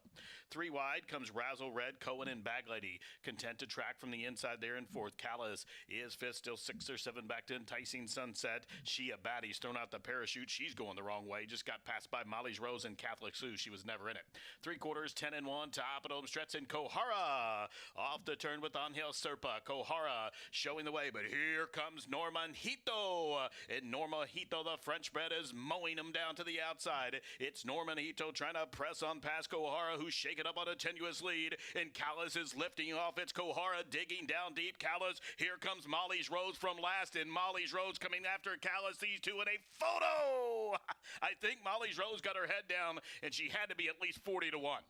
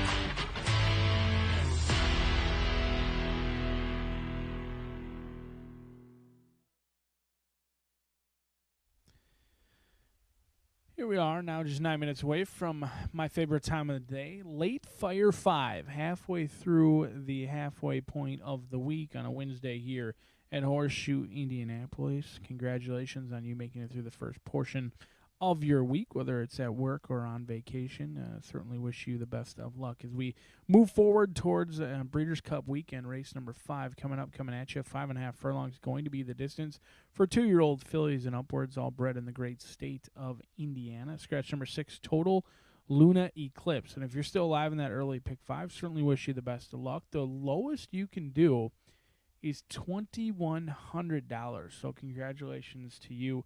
We had some favorites along the way come home to score as well. So $2,100 the least, and it certainly goes up in bunches from there. City Prayers looks to be your consistent favorite in those pick 5s and likely favorite as we go to the post. But I thought last race looked wide open. I thought it was a great betting opportunity. Turned out at 40-1 won it. I also think race number 5 could be potential chaos. You've got 2-year-old fillies all looking for their first career victory. Many of them have tried the maiden claiming ranks going back up to maiden special weight. And maiden special weight can be chaos later on in the year, and I'm hopeful it is because the good-looking gray on your screen now. Now, I've never been a huge fan of grays, but Runway Star is a good-looking horse. The 2-year-old filly by Unbridled Express out of Runway Starlet gets McKenna Anderson in the saddle for one of our leading trainers in Gennaro Garcia as he looks to keep his name right with Randy Klopp, as those two have been going back and forth behind one another. Runway Starlet, the mare, she was okay. This has been her first foal. She hasn't done much running so far, but when she has run, it's been in the lane when other horses are tiring. And I think 5.5 furlongs might be okay. This is a horse who's had a little bit of a trouble at the starting gate. You see it consistently slow into stride on debut and then awkward and steadied early on, well back, runs on evenly late. But there's some pace in here, and I think we might get a speed duel with these 2-year-old fillies that could set it up for a closer like we saw in our last turf event, Runway Star. Currently 7-1, 20-1 morning line, but I am hoping for bombs in here because she should be all of that 20-1 price based on her recent form. We'll see if she can come clomping down the stretch for a victory at a big price. Number 10 is Foxy Justice. This is the fresh face in here. Hasn't been seen since August 29th of 2024, and fresh often means good at this time of year. When you have a racing season as long as we do, fresh usually results in some good payouts. 2-year-old filly by Lantana Mob is actually a half to 17-time winner in Keyed Up, who banked $176,000 along with Rockin' Justice. So the breeding has been there. The results have not yet come for this 2-year-old. She may be better off at 3. She was bet like she couldn't lose on debut, all the way down to 6-5, and she ran an even running third that day. The bettors came back yet again next out, and she ran an improved second at 7-5, and they once again lit their money on fire when she missed the board August 29th. Today, the bettors hop off, and maybe time for you to hop on. This is a horse who connections clearly thought highly of, bet down to favoritism in some big fields, 7-horse field, 8-horse field, and a 12-horse field. Now finds another big field, but the bettors aren't on. 5-1, maybe it's time for you to jump on and reap some of those rewards that they left on the table. Foxy Justice, the fresh face in here. But the 2 is gonna get you. Tiana Richardville and Hannah Leahy trying to showcase girl power in the Horseshoe Indianapolis Winner's Circle. Last seen October 15th, and even running 6th place finish, maybe a little bit better than it looked that day for Tiana Richardville. This is a homebred in here for her, and I think just fits kind of an even running style in this spot. Doesn't necessarily have the speed to get the lead, but isn't going to be too far back and can maybe just continue chugging on at that one pace in here, because I really do think there's going to be some pace to chase between Peter's Dreams and City Prayers up front. Gonna get you. Might be in the captain's seat as they turn for home. Maybe these 2-year-old fillies get a little tired. That last half furlong and gonna get you. Might find herself in a good spot. This is the Late Fire 5. You've got 2-year-old fillies. I am expecting chaos in here, so you probably want to single the favorite at 8-5 right now. Certainly the lowest payout in that early pick 5. So the 3 going to take some love on your screen now. Cool, calm, and collected, but I will spread in this spot. Race number 7 is going to be where the single will lie today. Both race 6 and 7 on our turf course in the 7th race, an allowance event in here, and I thought the 5 stood out, going 1 mile on the turf in the 5th race, and it just is. The number 5 is going to be Summer in Tahoe. Deshaun Parker, Mike Ewing, a 3-year-old gray filly by Tappet, is a one-time winner from 9 starts. Ran huge, ran too good to lose just 6 weeks ago on September 17th. Was clear throughout, went 23 flat, 46 flat, and 110 for the 3/4, and got nailed on the final jump by Strike When Ready. Now, we're not going to get anywhere near 12-1 today, but I do think forwardly place is certainly going to assist. Summer in Tahoe, who may go off right around 5-2 at that 3-1 morning line, going to be a big win wager for me and an exact to play, along with a single in the late fire 5. As the 2-year-old fillies are all set and ready to go. 9 will go to the gate. 1 will return victorious. Jimmy Mack will tell us who it is 3 minutes from now.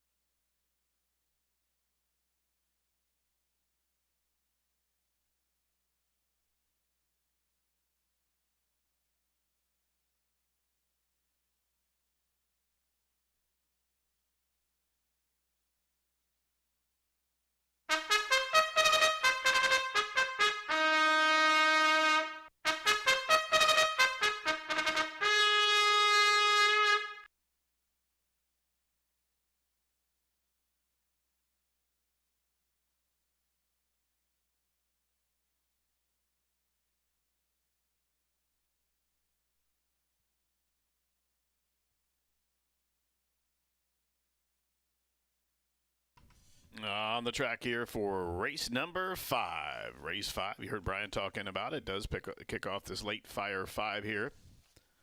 In this race, take out number 6, Total Luna Eclipse. The 6 is out. 9 to go, win, place, show, exact to try, super, daily double, pick 3. Kicks off that pick 5 in just a few minutes.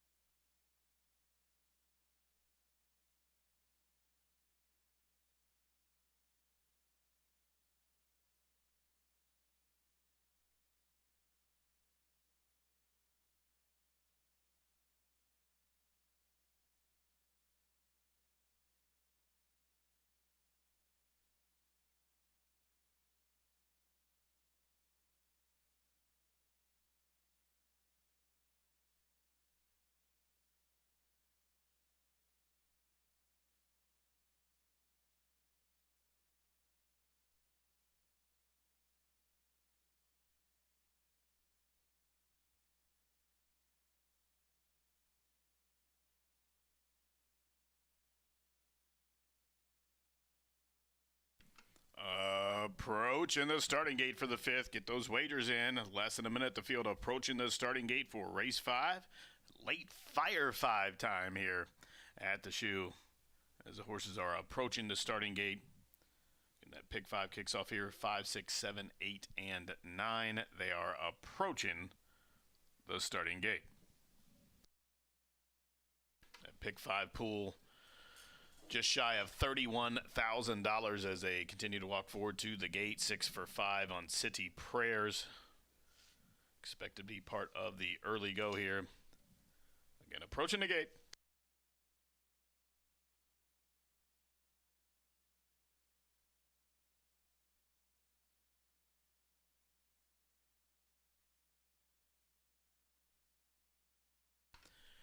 And the horses have reached the starting gate. It's post time from the shoe. Peter's Dream coming up on a 2 in here for John Heron. The other entrant is the 6 to 5 favorite, Peter's Dream, 22 to 1. The daughter of Storm's Eye now. Gonna get you. And the Thirsty Acres Silks coming up for Tiana Ruth now. Jogger on debut for the Lowers. Galvin Ashton has the call. City Prayers and Evan Roman up top, wearing the white and green Heron Thoroughbred Silks. The gray Runway Star for leading trainer Gennaro Garcia loads up as Midnight Caper just went in for Bob Gorham. Runway Star, 13 to 1 with McKenna Anderson. Twos are wild on debut, daughter of Prayer for a Leaf. She's 21 to 1, but she opened up 3 to 1. Foxy Justice, or Aaron to the outside. Foxy Justice goes in, field of 9 at the post. They are racing. City Prayers broke like a shot and straight to the front. City Prayers, the daughter of Prayer for Leaf and Evan Roman, is going to play Catch Me If You Can. She spurts away by 4. Peter's Dreamer, stablemate tracking from second. Estrella Bronte and Runway Star, they are next, 3rd and 4th. Deep on the course in the Red Silks, Foxy Justice, she's 5th and about 6 off the pace from between horses. It's Midnight Caper going to get you one way or another is right there, then 5 or 6 or 7. Back to the 2 back markers, and at the back of the pack they are Jogger and Twos Are Wild, the quarter 22 and 1. It's City Prayers up top. She's in front by 2.5 lengths. Her stablemate Peter's Dream racing in second to the inside of Estrella Briante. Shuffled back there is Runway Star. Warming up to the inside is going to get you as they reach the top at home stretch. And City Prayers still flashing those feet to the field. She's got a furlong to get. She's 4 in front of Estrella Briante, and she's ever widening by the 16th pole. It's City Prayers on the slight cutback in class, and she's going, gone. City Prayers at even money starts the pick 5 in style as Roman getting low for the dough. They won it and won it well. Estrella Briante, she was second, a long way back to Gonna Get Ya, who was 3rd.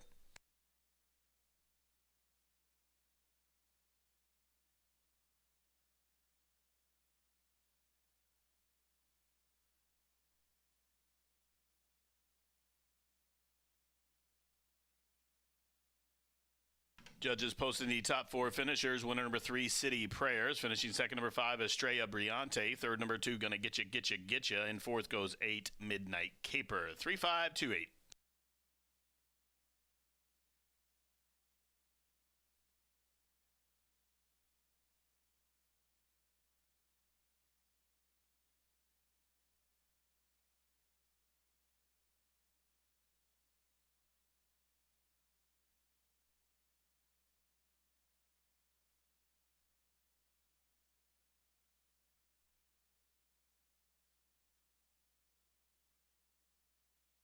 Once again, the top 4 finishers, 3, 5, 2, 8. City Prayers for John Heron.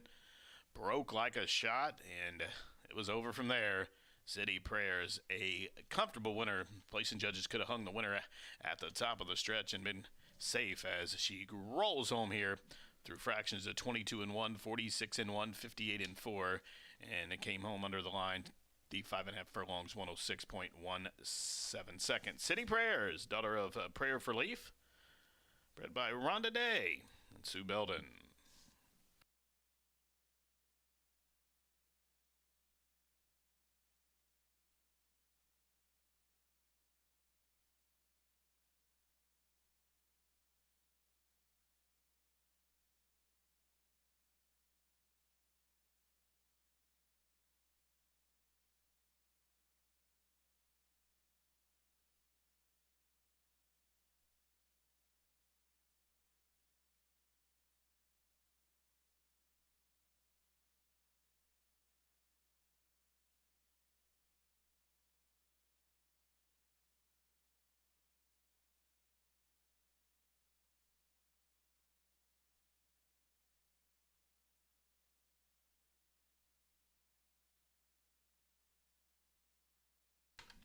Into the winner's circle, gate 2, wire winner number 3, City Prayers, a 2-year-old dark bear brown filly by Prayer for Relief out of the City Weekend mare, City Seduction. City Seduction was a 7 or 8 time winner around these parts.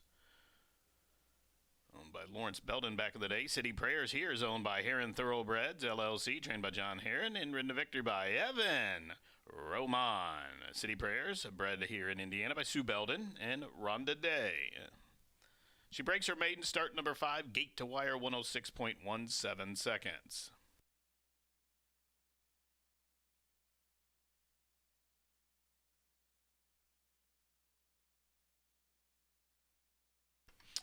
And the 5th is official. City Prayers $4, $280, $240. Exacta $36.40. Try $69.80. The double $370, $220 for those pair of threes.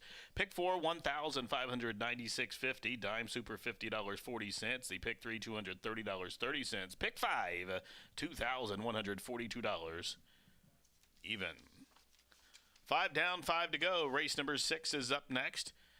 Starts the late pick 4. In the 6th race, take out number 8, Live to Ride, and all the alsos 11 through 14. Win, play, show, exacta, try, super, daily double, pentafecta, and pick 4 wagering. Good luck.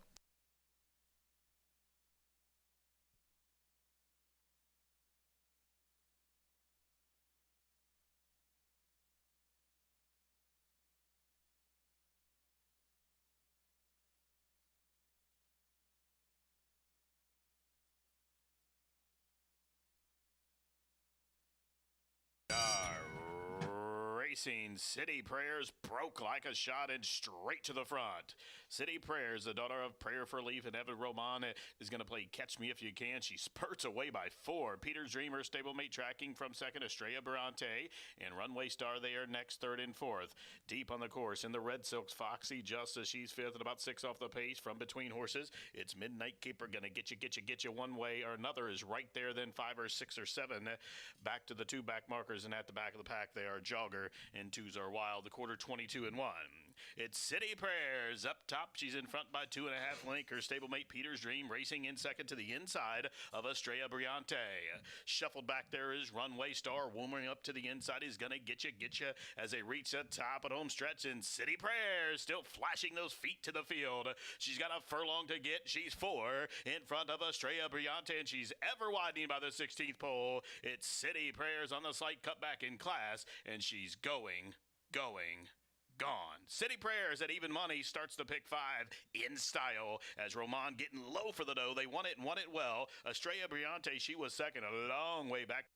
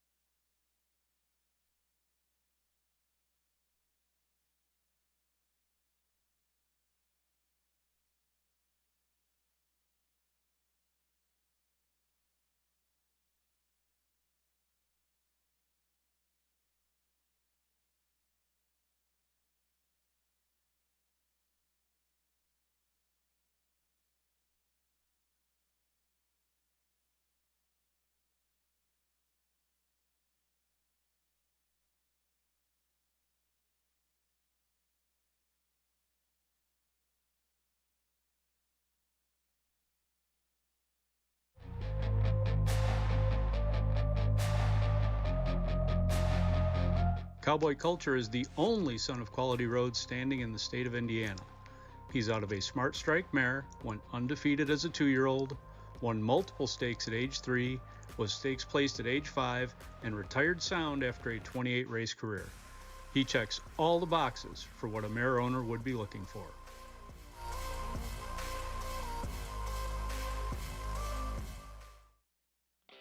Feel the excitement with TwinSpires.com, the official betting partner of the Kentucky Derby and Breeders' Cup.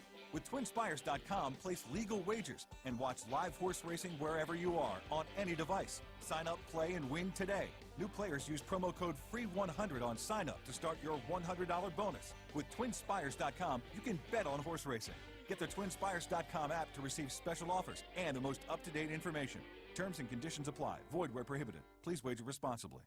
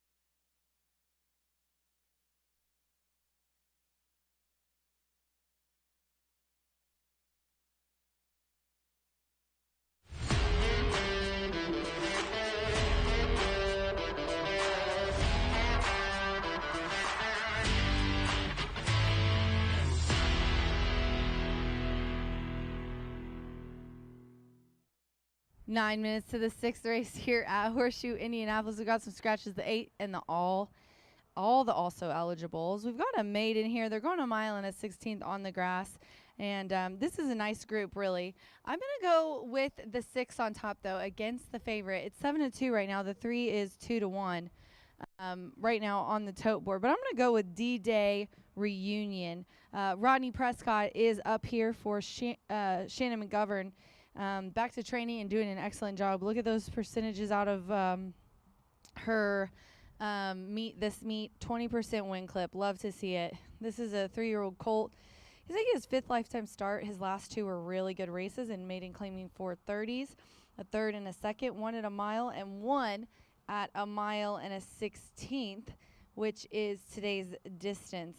I really like a lot about the 6, but I think the fact that this one is really just those last 2 previous efforts and the 2nd by 2 lengths at today's distance on October 8th, looks like this one is kind of home and cooled out. I don't think the step up from maiden claiming to maiden special weight is going to make that big of a difference with this group. I think they're pretty evenly matched here. The 3 is who I'm going to go with next. And as I said, this is the 5-2 favorite. Marcelino Pedroza having a really good year. He had to take some time off for an injury, but came back and is riding excellently. You know you had a really good lead when you took a few months off, and you still are in the top 5 of the jockey standings. Andrew McKeever trains this 4-year-old gelding by Kitten's Joy. Had 1 start and 1 second and put up an 85 Brisnet speed figure on March 16th in a maiden special weight 2nd there with Concepcion. Switches to Marcelino, and obviously by Kitten's Joy, you know this one's going to like to go on the grass today. Also is facing easier, and if that one ran 2nd on the poly, I can just imagine the form that he's going to have on the grass. And then I am going to go to the 4. The Jig is up. 3-1 right now on the tote board. Ramos on fire. This kid just cannot lose October. He said, I'm coming back, and it's happening. Today on the card, Santo has a double. Ramos has yet to win a race, but don't put it past him because I think he's like 18 or 19 this month. The 4 is making it 2nd start off the layoff. Last time put up an 82, was 3rd. And it was versus kind of a similar group. These 2 together, Mike Maker and Ramos, have really nice stats out of their last few. Not been worse than 2nd with a couple wins and a 2nd place finish. So I've got 6-3-4 here in the 6th race at Horseshoe Indianapolis, which is 6 minutes to post. Good luck.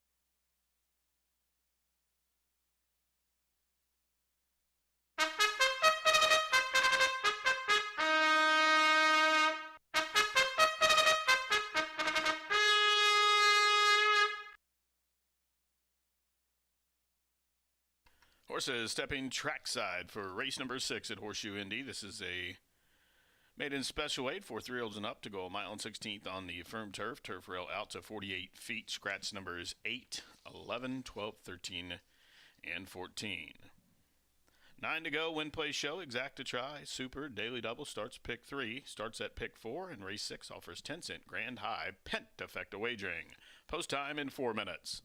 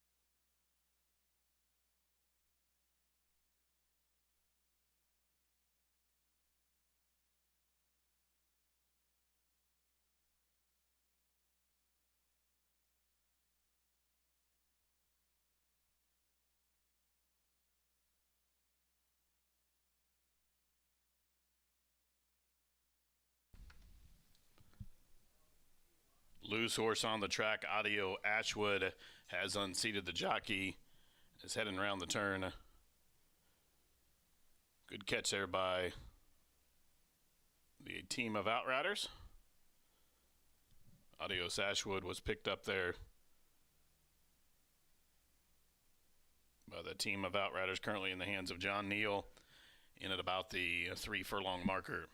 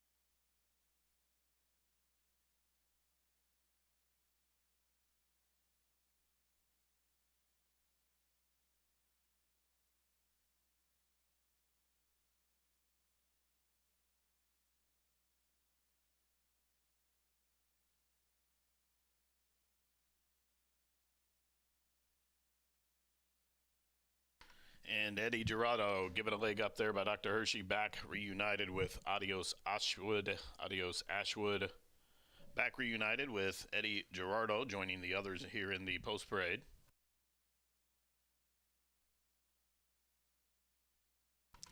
As we get the view from high above the shoe, Air Horse 1 giving us that view of the field as Adios Ashwood. Going to be the first to cross over to the turf course here. Pentafecta offered here in the 6th. Also the late pick 4 starting now.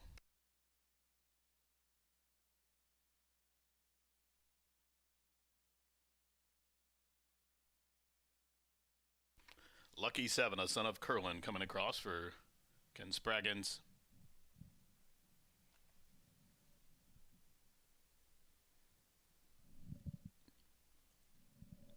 D-Day Reunion and Rodney Prescott.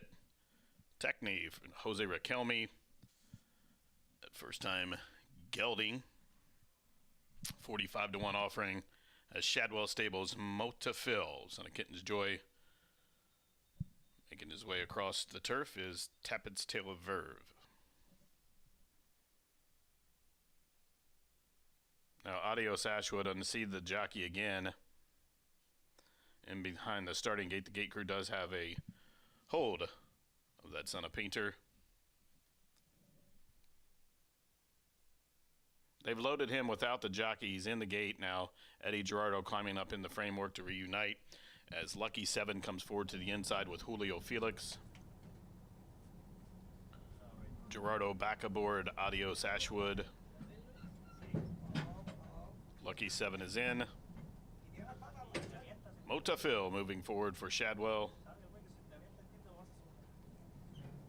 Techney's locked up.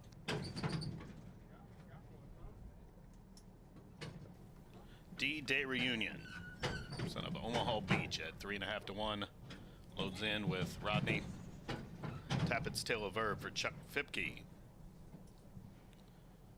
7-pound apprentice Oscar Villarreal up top holds a narrow lead over Eric Asmussen in the apprentice race here. Bears D goes in for Dave Miller. The jig is up, the Irish bred. And Ramos waiting on the gray Snow King.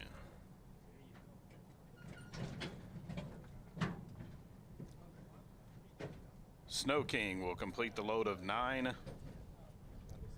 Maidens to go a mile and 16th. They're at the post. They are racing to an even beginning.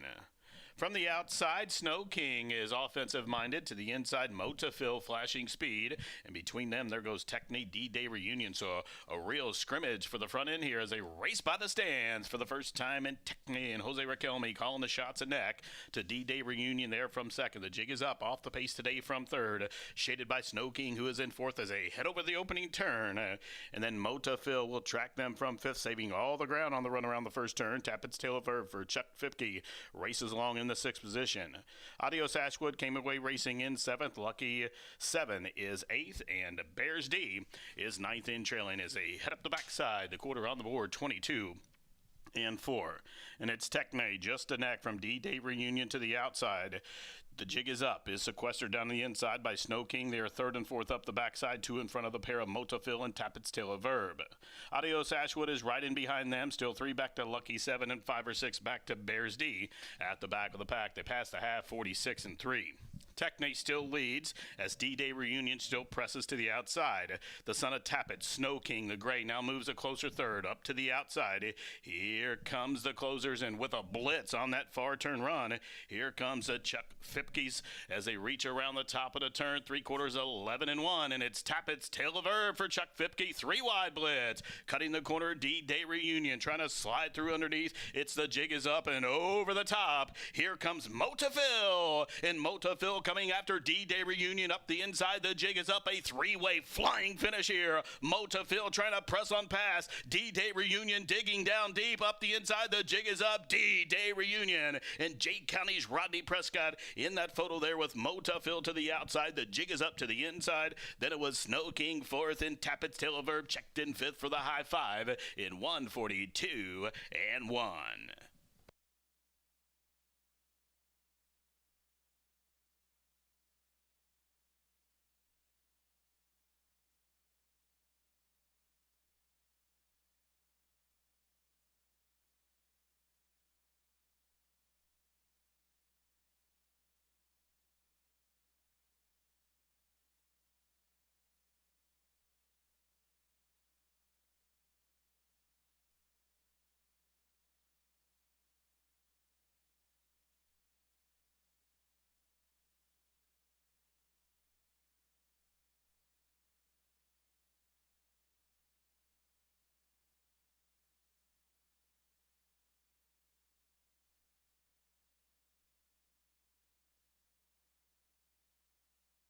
Photo finish, exciting stretch run there. Ends in a photograph.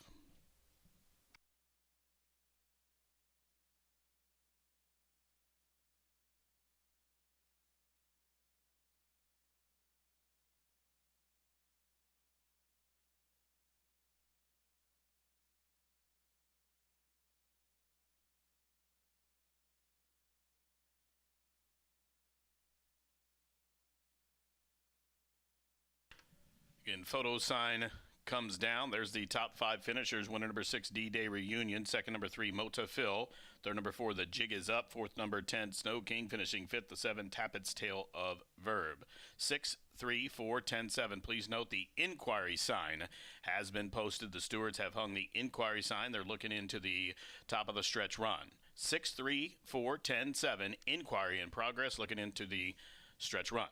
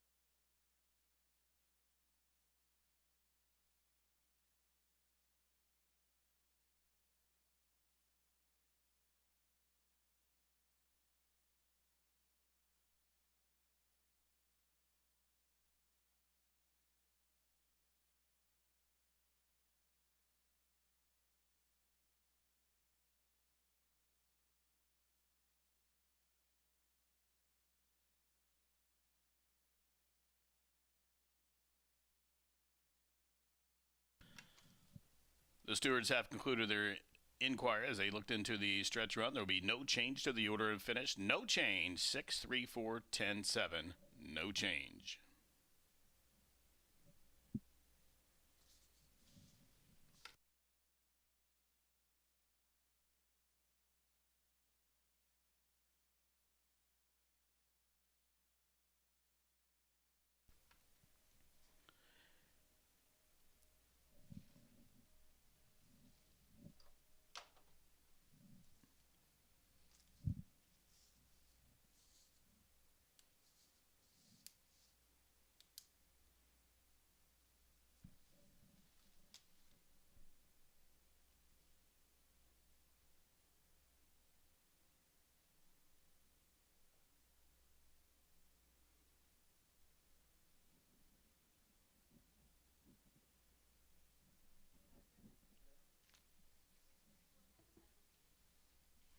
Into the winner's circle, number 6, D-Day Reunion. A first-time gelding gets it done here.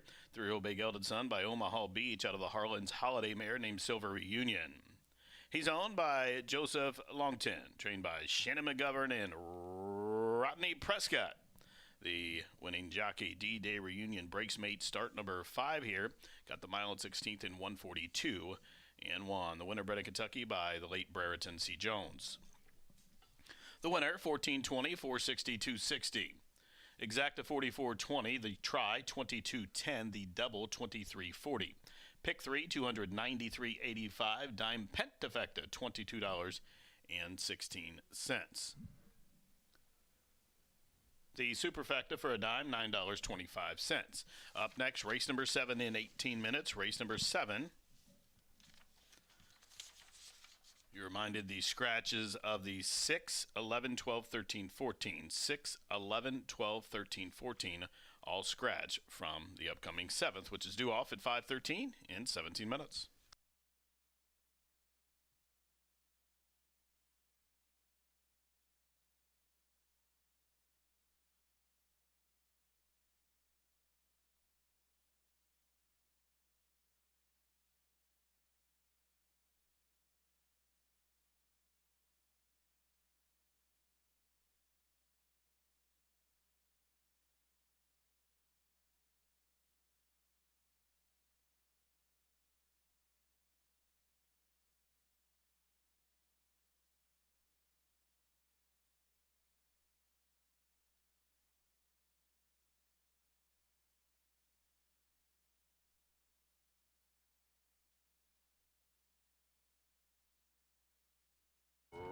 Racing to an even beginning.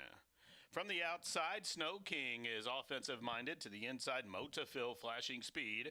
And between them, there goes Technique D-Day Reunion. So a real scrimmage for the front end here as they race by the stands for the first time. And Technique and Jose Raquelme calling the shots at neck to D-Day Reunion there from second. The jig is up off the pace today from third. Shaded by Snow King, who is in fourth as they head over the opening turn. And then Motafil will track them from fifth, saving all the ground on the run around the first turn. Tap its tail of verve for Chuck Fipke. Races along in the 6th position. Adios Ashwood came away racing in 7th. Lucky 7 is 8th, and Bears D is 9th in trailing as they head up the backside. The quarter on the board, 22 and 4. And it's Techne just a neck from D-Day Reunion to the outside. The jig is up, is sequestered down the inside by Snow King. They are 3rd and 4th up the backside, 2 in front of the pair of Motafil and Tap Its Tail of Verb. Adios Ashwood is right in behind them, still 3 back to Lucky 7 and 5 or 6 back to Bears D. At the back of the pack, they pass the half, 46 and 3. Techne still leads as D-Day Reunion still presses to the outside. The son of Tappet, Snow King, the gray, now moves a closer third up to the outside. Here comes the closers, and with a blitz on that far turn run, here comes a Chuck Fipke's as they reach around the top of the turn. 3/4, 11 and 1, and it's Tappet's Tail of Herb for Chuck Fipke. 3 wide blitz, cutting the corner. D-Day Reunion trying to slide through underneath. It's the jig is up and over the top. Here comes Motafil, and Motafil coming after D-Day Reunion up the inside. The jig is up, a 3-way flying finish here. Motafil trying to press on past. D-Day Reunion digging down deep up the inside. The jig is up. D-Day Reunion and Jake County's Rodney Prescott in that photo there with Motafil to the outside.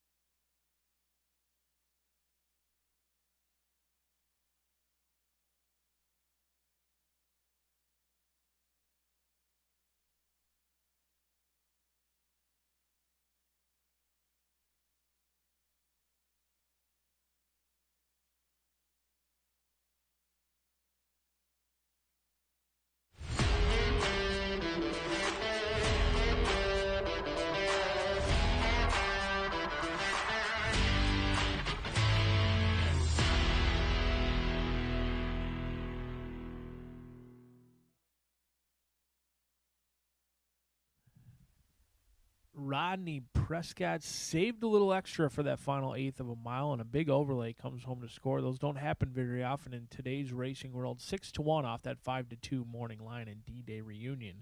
Gets the job done. If you're still alive in that $1 horseshoe hat trick or that late flyer 5, certainly wish you the best of luck, as the $1 horseshoe hat trick kicked off with a 40-1 winner, and then the second leg was 6-1, and we come to a conclusion in the upcoming 7th race, set to battle it out over 1 mile for the 3-year-old fillies, allowance competition for many a feature of the day. Scratch number 6, 11, 12, 13, and 14 out of this event. And in the 7th race, I'm going to try the 5 in here. This was a single of my now dead pick 5, Summer in Tahoe for Deshaun Parker. And I'm not sure, aside from maybe Joe Ramos, anyone's been hotter than Deshaun. He's been winning at an excellent rate, certainly has ended the meet on a hot streak in here. And this is a horse who ran too good to lose last time out. If you had this horse at 11-1, my condolences last time, because led every step of the way with the exception of the one that mattered, and that was the final jump. Was a clear long lead in front runner that day and got nailed on the line by Strike When Ready. And Summer in Tahoe not going to be anywhere near 12-1 today, but we are getting a generous price, 7-2 on the board off that 3-1 morning line. I am hopeful that the 6 weeks rest has done Summer in Tahoe good. She's a 3-year-old gray filly that's done very well in her career, in my opinion, despite only 1 win. She's run some really good races, but so far, at least early on, she wants to be on the lead. She doesn't necessarily want to rate. So we're going to be at the hands of some of the others in here, because I think Summer in Tahoe is going to need the lead or at least be prominently placed. She's been feeling good, as she has had 2 workouts since her last race as well. So things are going well. We'll see if Summer in Tahoe can get the fall victory in here, 3-1 on the board. But the 2 is Jack's Summer, an Indiana bred who has to take on Open Company in here. But with that, has an advantage over many other foes. While everyone else is looking for their second career victory, Jack Summer is already a 3-time winner with an experience of 23 starts under this 5-year-old mare's belt. And she happens to love our turf course here locally. In fact, she's finished over 50% of her turf starts here have been in the exacta, 2 wins and 4 second-place finishes. And we've seen all meet some cagey local trainers with state-bred competition taking advantage of the way the conditions are written, in which Indiana breds can take on Open Company, maybe non-winners of 1 or non-winners of 2, if you're an Indiana bred. And we've seen them do very well at this level. Jack Summer comes in off of a dominating victory, albeit against state-bred competition, but it was September 11th. It's well-spaced. Rafael Mojica Jr. going to try and do what his brother Orlando did on September 11th. Never forget. We'll see if Jack Summer will make you remember at 13-1. The 7 is Sense of Pearl. Alberto Burgos, already an upset winner on our turf course at 40-1. How he continues to go off at huge prices is beyond me. He goes out for Hall of Fame trainer Steve Asmussen, and here was Sense of Pearl, a 3-year-old filly by Street Sense. Has bred to run up and down on the turf course. However, she hasn't lived up to the hype at the OBS sale, where she drew $290,000. Although it is early on in her career, they've got a ways to go to get that money back, with $29,000 in earnings through 6 starts. She ran on October 10th, which was a day in which was unique to Horseshoe Indianapolis, because we had not 1-day carryover, but a 2-day carryover. Second start off the layoff on the stretch out. We'll see if Sense of Pearl takes to the added ground today for connections who certainly love to win races. I know Mr. Asmussen would love to get his Breeders' Cup weekend started off the right way with Sense of Pearl at 8-1. But let's try and get Summer in Tahoe a fall winner here at Horseshoe Indianapolis, as a competitive field goes out for the 7th right here at the Shoe.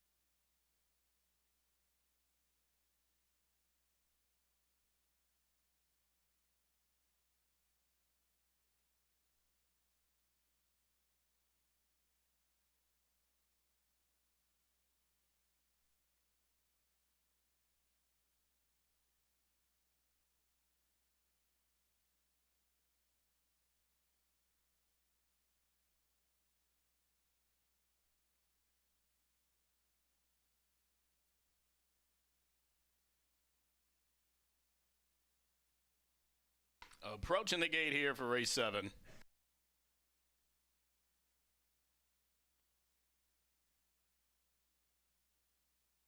Girl of My Dreams walking over here for this filly and mare first level allowance race. A mile on the turf to start the final thoroughbred pick 3. Now, Summer in Tahoe, expect to be part of the early go, crossing on over. Deshaun Parker on the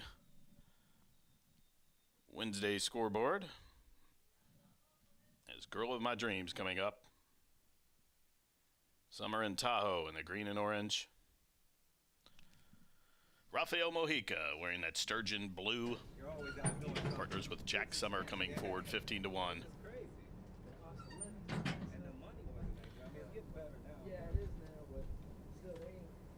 Sense of Pearl, the West Point Silks going in. Off the Lamb for Fausto Gutierrez.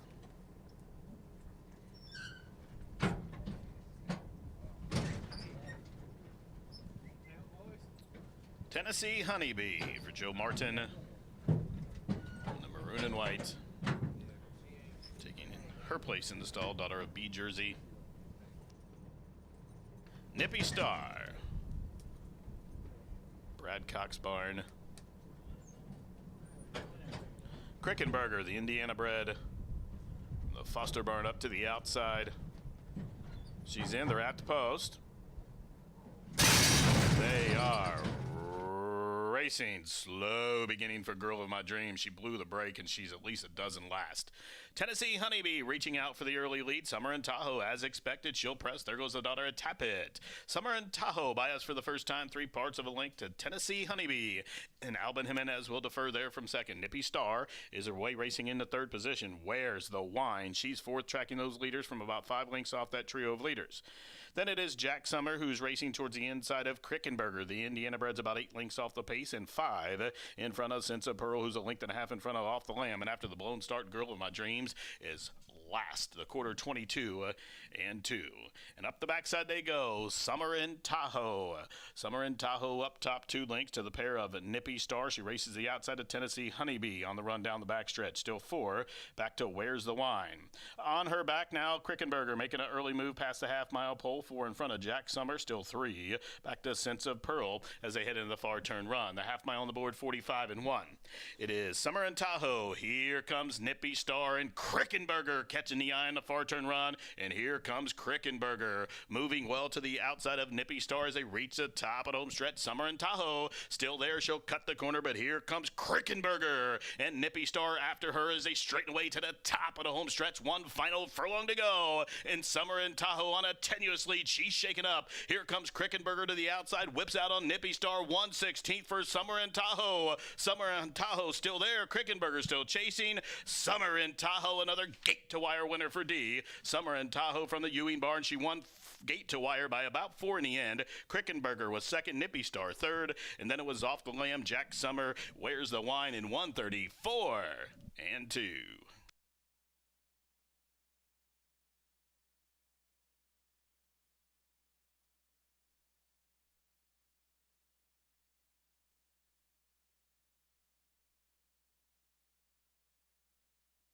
The trio of placing judges have posted the top 3 finishers. Winner number 5, Summer in Tahoe. Second, number 10, Crickenberger. Third, number 9, Nippy Star. Photograph for 4th. 5, 10, 9, photo. Again, a photo for 4th there between Off the Lamb and Jack Summer. 5, 10, 9, photo finish.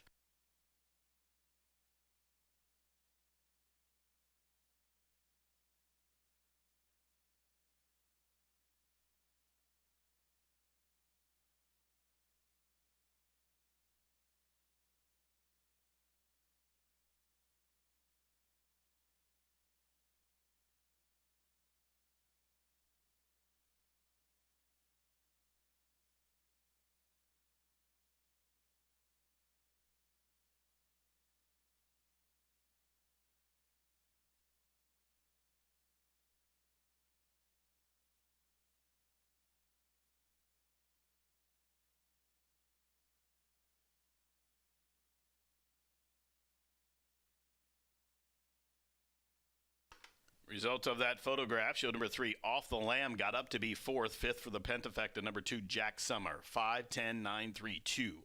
5:10.932.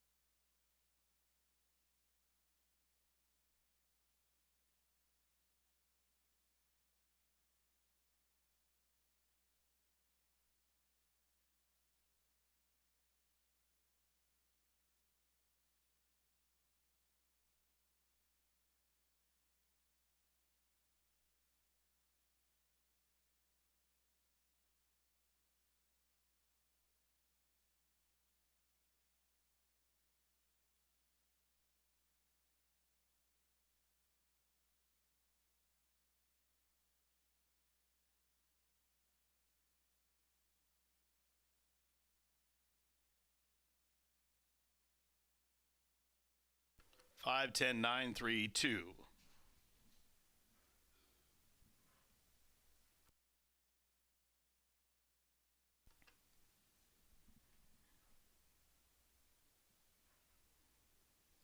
Entering the Murphy Trailer Sales Incorporated Winner's Circle, joining Kelsey up in the circle, here's number 5, Summer in Tahoe. A 3-year-old Gray Roan filly by Tappet out of the Pioneer of the Nile mare named Toss Up. The winner's owned by Tier Racing LLC of James Timothy Duffy, trained by Michael Ann Ewing and ridden to victory by Deshaun Parker. That's 2 wins for Deshaun on the lawn. Both gate-to-wire winners as DP gets his 6,174th win of his career. Summer in Tahoe, gate-to-wire, bred in Kentucky by Fred Hertrick in the Tappet Syndicate. She goes gate-to-wire, home under the wire, 134 and 2 for the mile. Price is up. The favorite, $563.42.80. Exacta, $20.80. Trifecta, $53.20. The double, $53.80. Dime Super, $72.35. Pentafecta, $251.96. And the winning pick 3 for a 50-cent investment. That'll get you back $29.35. And then there were 3. 8th race up in 20 minutes. You're reminded number 2, Epic the Legend, the jockey 1 pound over. Take out number 4, Wancho. Number 4, Wancho out of the upcoming 8th race. We'll start your final pick 3. They'll be at the gate in 20.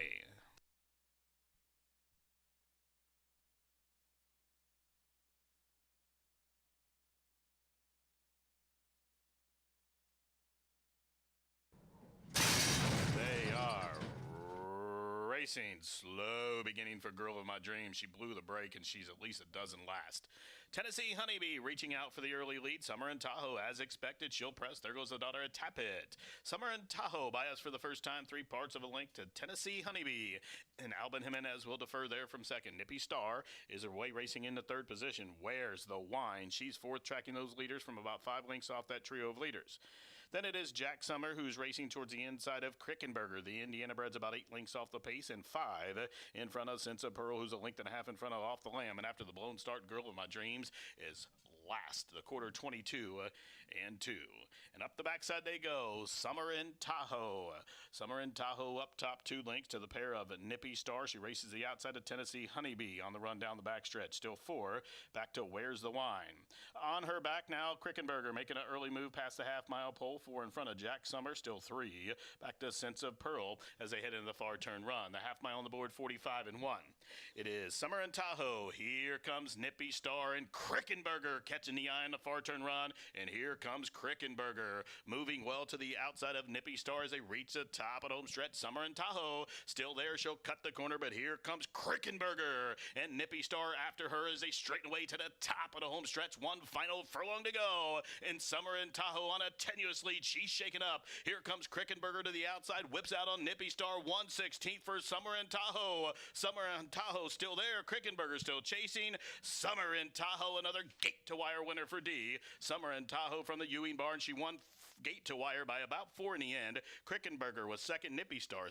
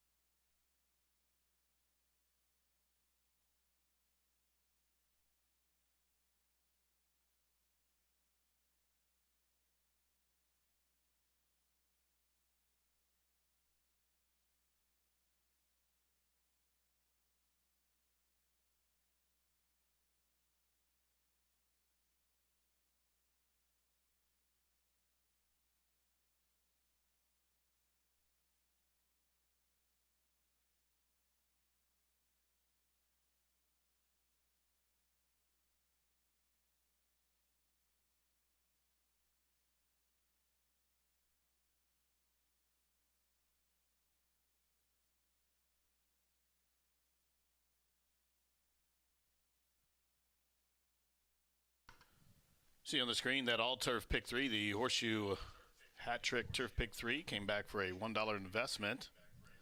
$876.40. $876.40 on the all turf pick 3. That's a $1 base bet. Congratulations for those of you who solved that to a tune of $876.40. We also have our weekly winners in the Racing Rachel Warriors contest.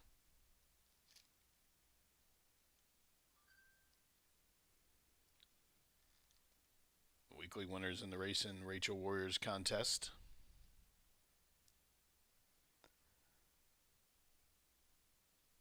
First place today was Rusty Cohen. We'll get the $100. Second place, Richard Gigger, $75, and Ron Bowling finished third for the $25. Again, Rusty Cohen, the winner. Richard Gigger, second, and Ron Bowling was third.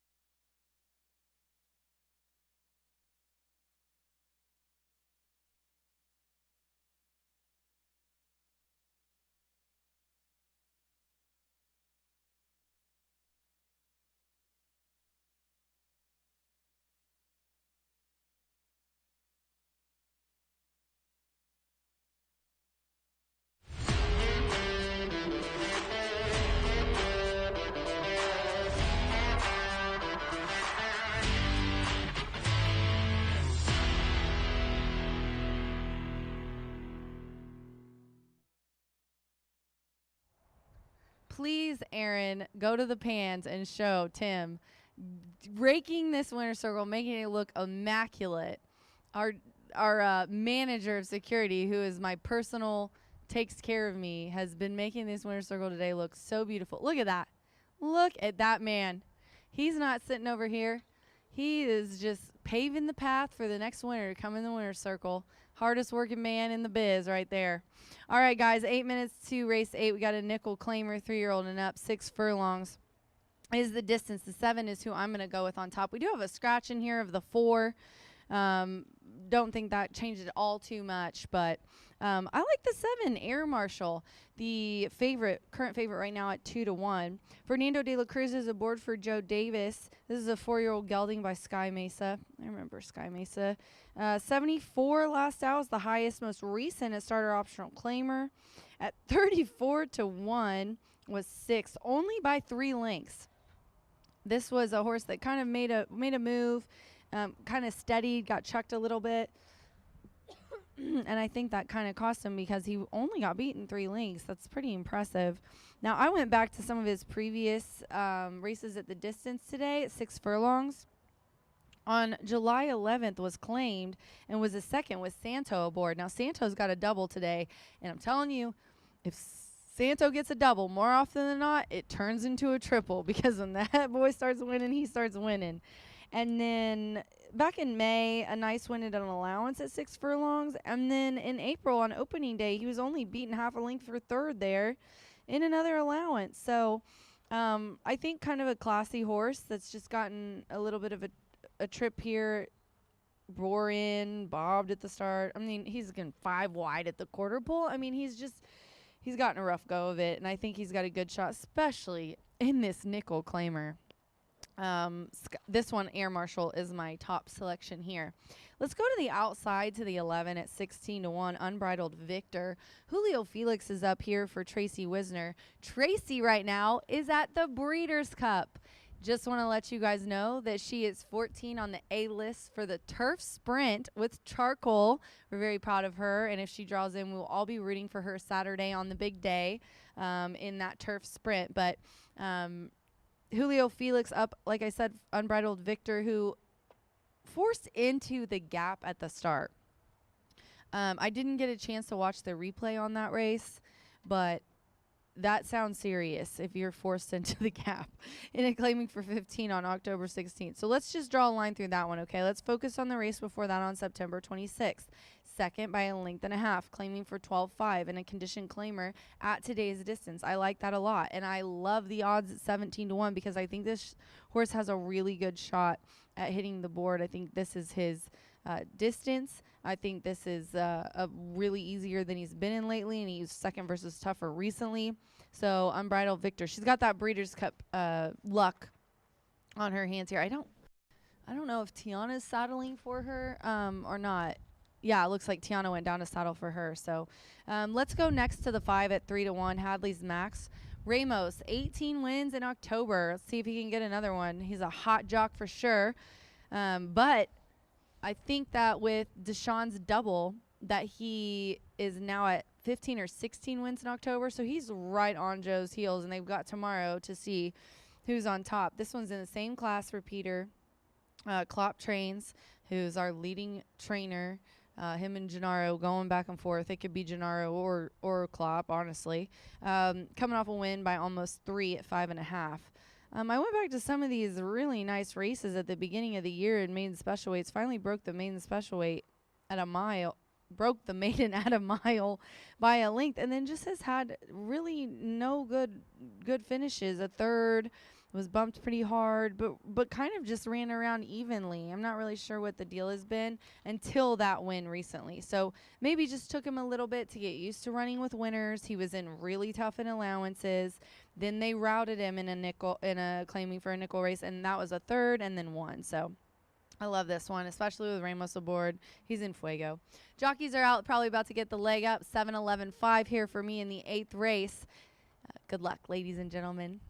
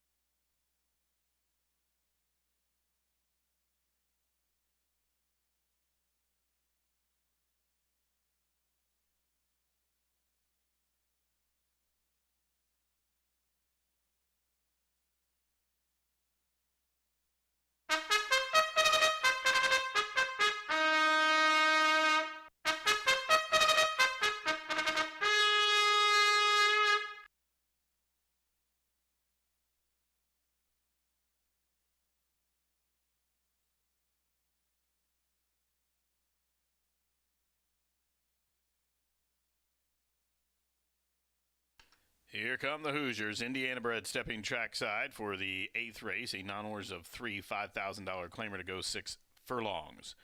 In this race, scratch number 4, Juancho. Number 4, Juancho has been scratched. 10 left to go. Win, play, show, exacta, try, super, daily double, pick 3, and also 10-cent grand high 5 pentafecta wagering offered here in the 8th. Post time for the final leg of the late pick 3 in just a couple of minutes.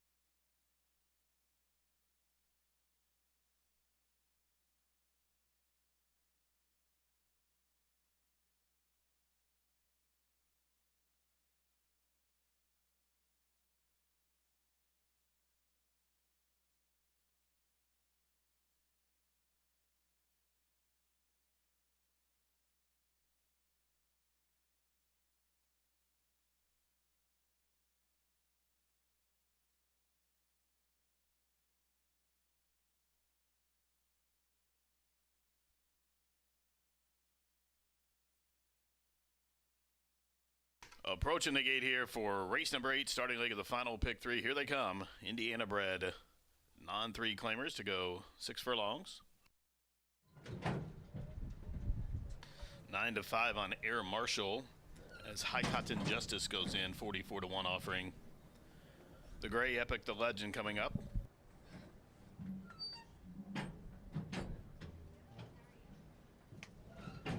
Delinsky for Prescott and McGovern looking for 2 wins here as Mariachi Justice goes in.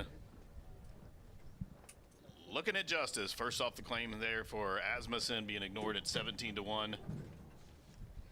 Hadley's Max moving in for Klopp.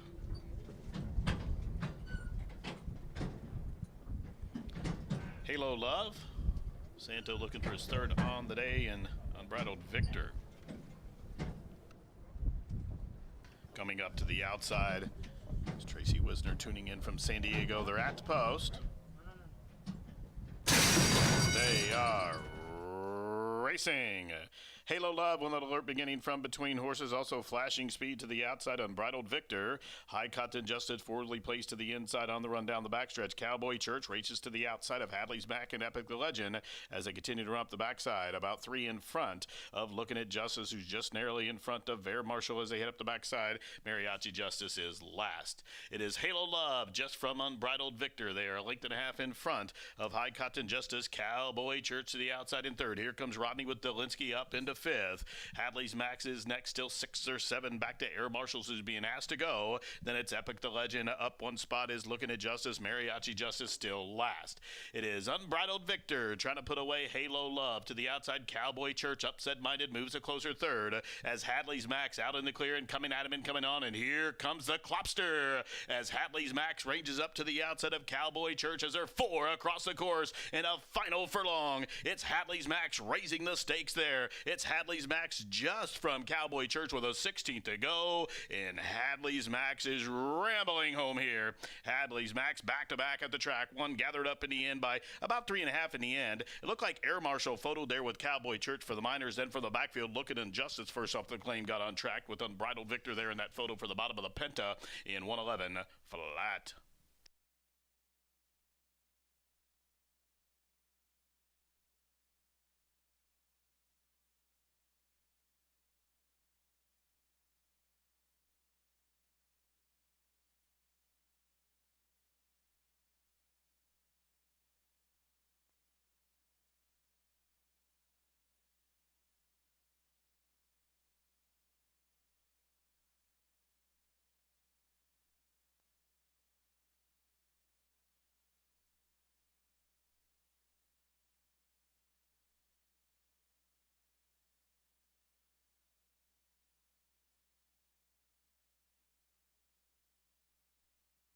Judges posting number 5, Hadley's Max is the race winner. Second, number 7, Air Marshal. Third, number 10, Cowboy Church.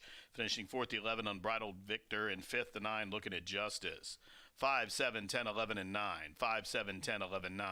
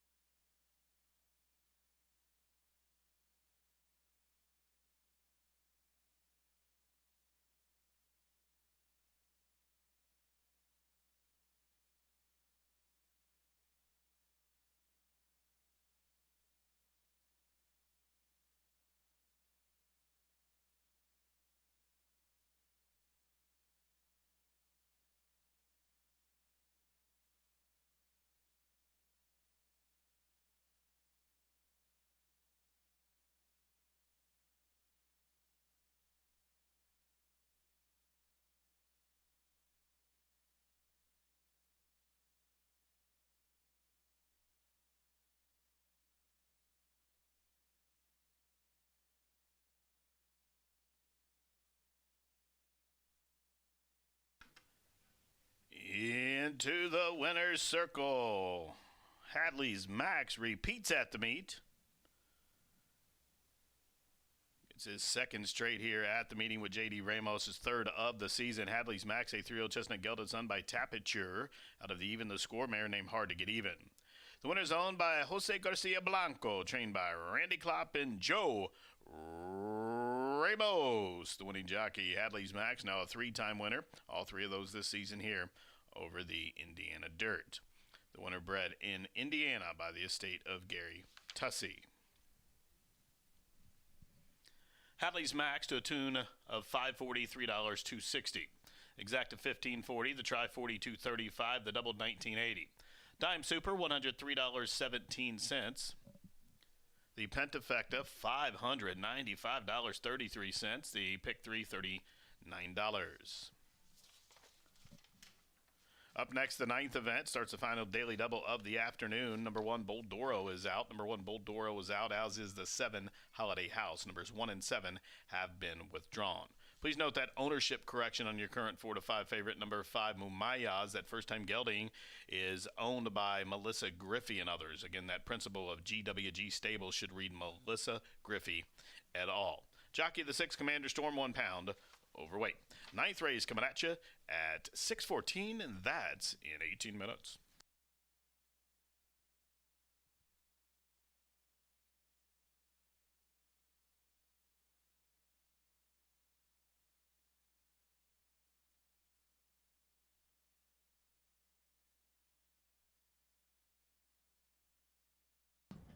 They are racing.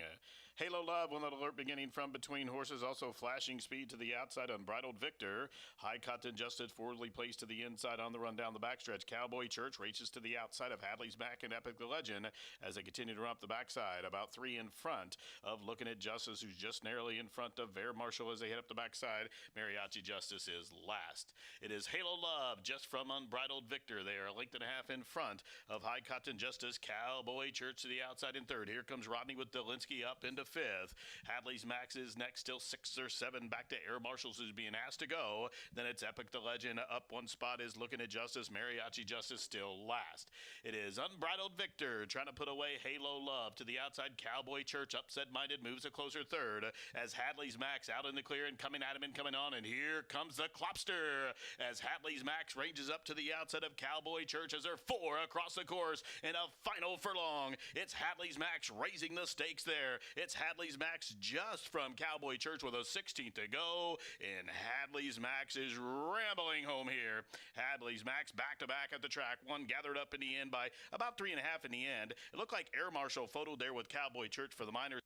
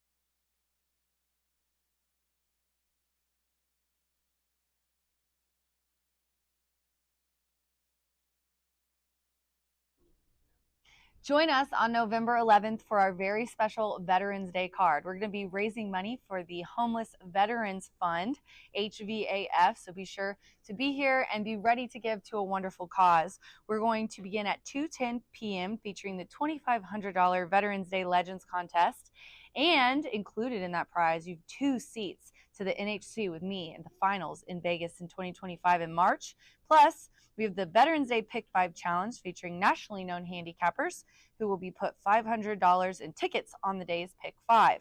Every race is named in honor of a veteran, and all veterans will be featured with the Salute the Veterans race with a blanket presentation to the winner. So join us on November 11th, Monday, for Veterans Day.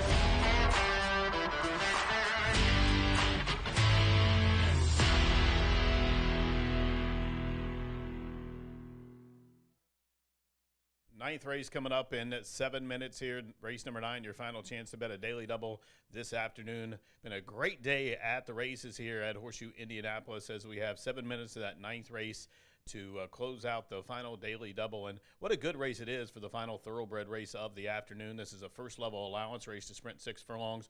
There are scratches in here of the 1 and 7. The 1 and 7 are out. Bold Doro and Holiday House both have been scratched. Good race here, and I think it's going to be a rider's race. I think there's a couple horses in there that have some speed, and one of them, those if left alone, may not get ran down. I'm hoping they do, and it looks like the people, you guys, are hoping it does as well, because my top pick is your top pick right now at 4-5. That's number 5, Mumayas. Now, this one has been gelded since his most recent start, where he was a winner at Churchill Downs back on September 28th, and look at him in the paddock. Couldn't look a better professional horse there. Really good-looking athlete there. He's walking around in the paddock, dappled out, and just taking things in, as this one has been gelded, like I said, since his most recent start. Now, he is 5 years old, only raced 22 times. Now, last start, making his first start in almost a year, over 11 months, he was a winner at Churchill. I like the way he done it that day. He rallied from just off the pace, came wide, and down the stretch, he showed some tenacity as he was bounced around and got put kind of in tight and did prevail over Tagliatelle. Those two were coming together tooth and nail. But interesting thing about Mumayas, he was protected last start. If you look in the claiming, next to the claiming tag on the chart there, you'll see claiming $50,000 conditional. You see a W. That means he was entered to waive the claim. How do they do that, not get claimed? Well, the horse has been off a significant amount per the rules. If you're off a certain amount of days and you come back for the same claiming tag you ran for before or greater, you can run the first time without being eligible to be claimed. So they was able to protect him for the $50,000. They didn't want to lose him, and they didn't. And he ran well, and he won, and now he's in this first level allowance race where I think he's the definite horse to beat. Now, he's going to have a little bit up against it, I think, but I think his class should shine through, as I don't know how much pace is going to be in the race. Of course, King Kentucky has to go, but I think he may have some company, and if King Kentucky goes too fast or has company, Mumaya should just sit off them and pounce. Now, on the screen there, number 8, Junior Bug. This one is my second choice from the Tom Vanberg barn. You'll see that black piece of equipment across his nose. That's a shadow roll to try to keep his head down and keep focused. And Marcelina Pedroza has the call. This one exits some races in Kentucky as well at Churchill Downs. Those starter 50s were for horses that broke their maiden in an auction race or 50 or less and haven't won a allowance race, and ran okay. And those starters at Oaklawn was very tough races down there. And he has won 6 races in his career, made $176,000. So certainly knows his way to the winner's circle as a 6-time winner. Just making his second start of his life here, but 3 of his 6 wins has came at this distance. Now, I went price shopping for third, number 4, Gilded Arrow. This one comes from the barn of Cipriano Contreras, and his go-to rider, his nephew Manny Escovel, has the call. And 15-1 is a very good price on this horse. Now, see the horse in the paddock, Sippy, about ready to tighten the overgirth, being tighten the undergirth handed by the valet there. That's Brittany, and tightening the girth here on Gilded Arrow, who is a 5-year-old son of Cupid. This one's a 2-time winner, made $71,000. Should get some pace to chase. Now, the horse did get moving last time and get moving a little too late, was wide, but ran on well. That was an apprentice. Gets a veteran, Manny Escovel, in the capable hands of him, where he rode last, was third in behind Holiday House and Good Looking Justice that day. I think he's going to get some pace to chase. I think he can get a slice at a price at 16-1. But it's all about number 5, Mumayas, for me at even money. King of Kentucky, he's going to go as fast as he can, for as far as he can from the outside. He's able to throw up 21, sub-22 fractions all the time. But I think he may have some company. Of course, Orb of the Burrow has that inside draw. He has to go with the speed he has. I think he and King of Kentucky hook up, and I think Mumayas, that first-time gelding, picks up the pieces here in race 9. It starts the late daily double, that thoroughbred quarter horse double. Get him in post time in just 3 minutes.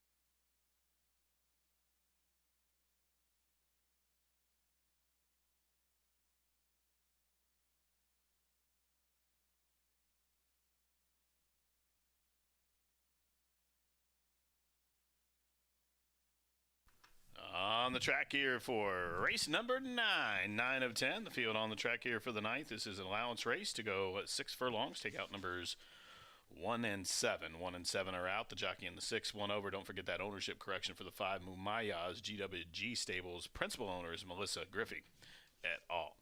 Post time for race 9 at the shoe in just a few.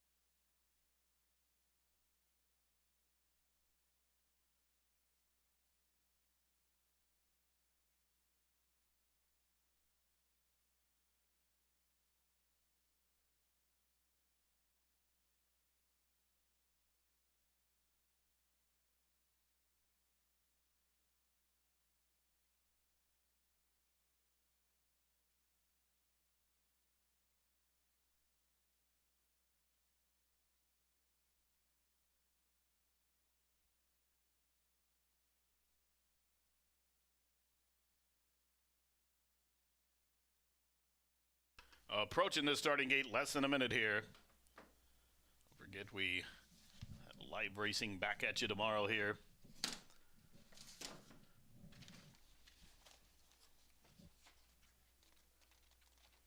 Again, Halloween edition of racing here at the shoe tomorrow. 10 races on the program. I believe all of the thoroughbred variety.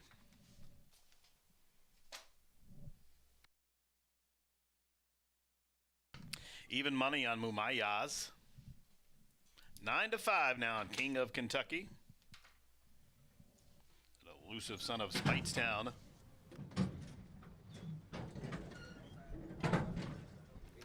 Commander's Storm. Burgos looking for his second on the card. Coming up as Halloween. The hunch play. Just a day early going in at 8-1 with Albany Jimenez. 1 of 2 in here for.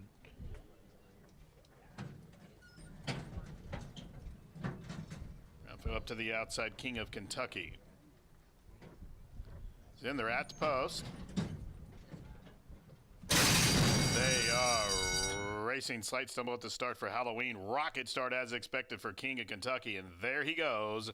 And it's the speedy King of Kentucky out to set the tempo. Opens up 4 with Johnny McKee on the run down the backstretch. From between horses, it's Mumayaz up to the extreme outside. Commander Storm. Meanwhile, Orb of the Burrow well off the pace today. 4th Gilded Arrow advances to the outside of him. Then it is Halloween second last, and Junior Bug will have to run by them all.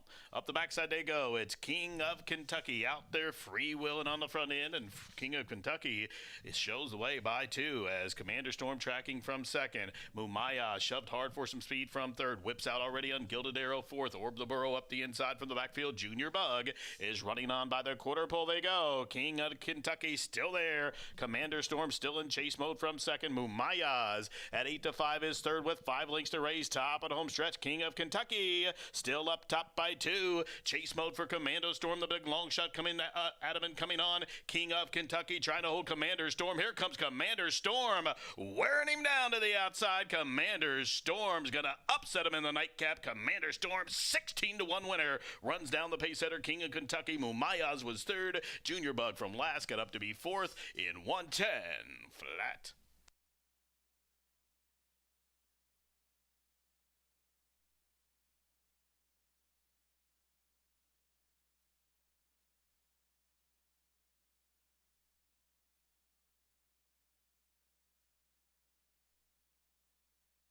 Judges posting the top 5 finishers. Winner number 6, Commander Storm, a 16-1 winner.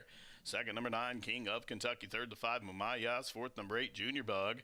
Fifth goes 3, Halloween. 6, 9, 5, 8, 3. Commander Storm, that sophomore Indiana bred son of Storm's Eye, exits those 2 handicaps and stakes and heads to the winner's circle.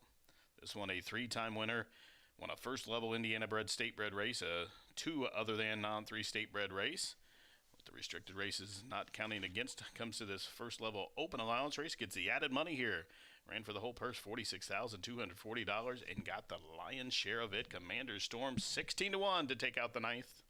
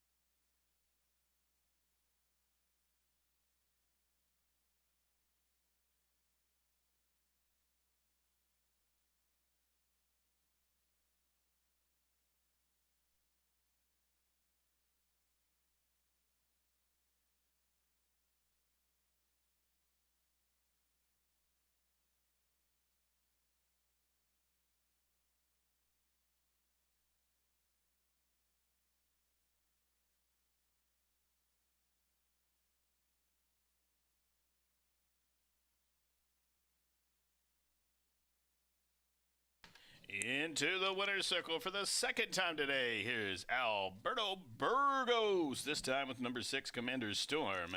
A 3-year-old chestnut gelded son by Storm's Eye out of the posse mare named Cupid's Best. The Indiana bred is owned by Clappermore Stables LLC of Michael Ryan in partnership with Heron Thoroughbreds, the winning trainer John Heron, and that's 2 for the jock. Commander Storm, now a 4-time winner in his own right. All of those came here at Indiana. Commander Storm, bred in Indiana by his owners, John Heron and Mike Ryan. Price is up, 16-1 to get you back $35.80, $12.40, $6.20 for the show money. Dime Super, $70.57. Pick 3, $121.60. Pick 5, $3,199.30. Pick 4 was better than $1,273. Exacta 186, the try $170.85, the double $148.20, and the pentafecta $232.74. Up next, race number 10 from the shoe, the 10th and final on this beautiful Wednesday from Shelbyville. We'll go to post in 18 minutes, take out number 3. Cigar on the Beach. Number 3, Cigar on the Beach, is out. The jockey on the 6, Coach Pete, will be Juan Marquez. Juan Marquez rides the 6, Coach Pete, here in the 10th. Overweights, the 1+7, 2+7, 4+7, 5+5, 7+4, 9+2, and the 10 will carry 2 extra. 2-year-old allowance race to sprint 330 yards. Up next.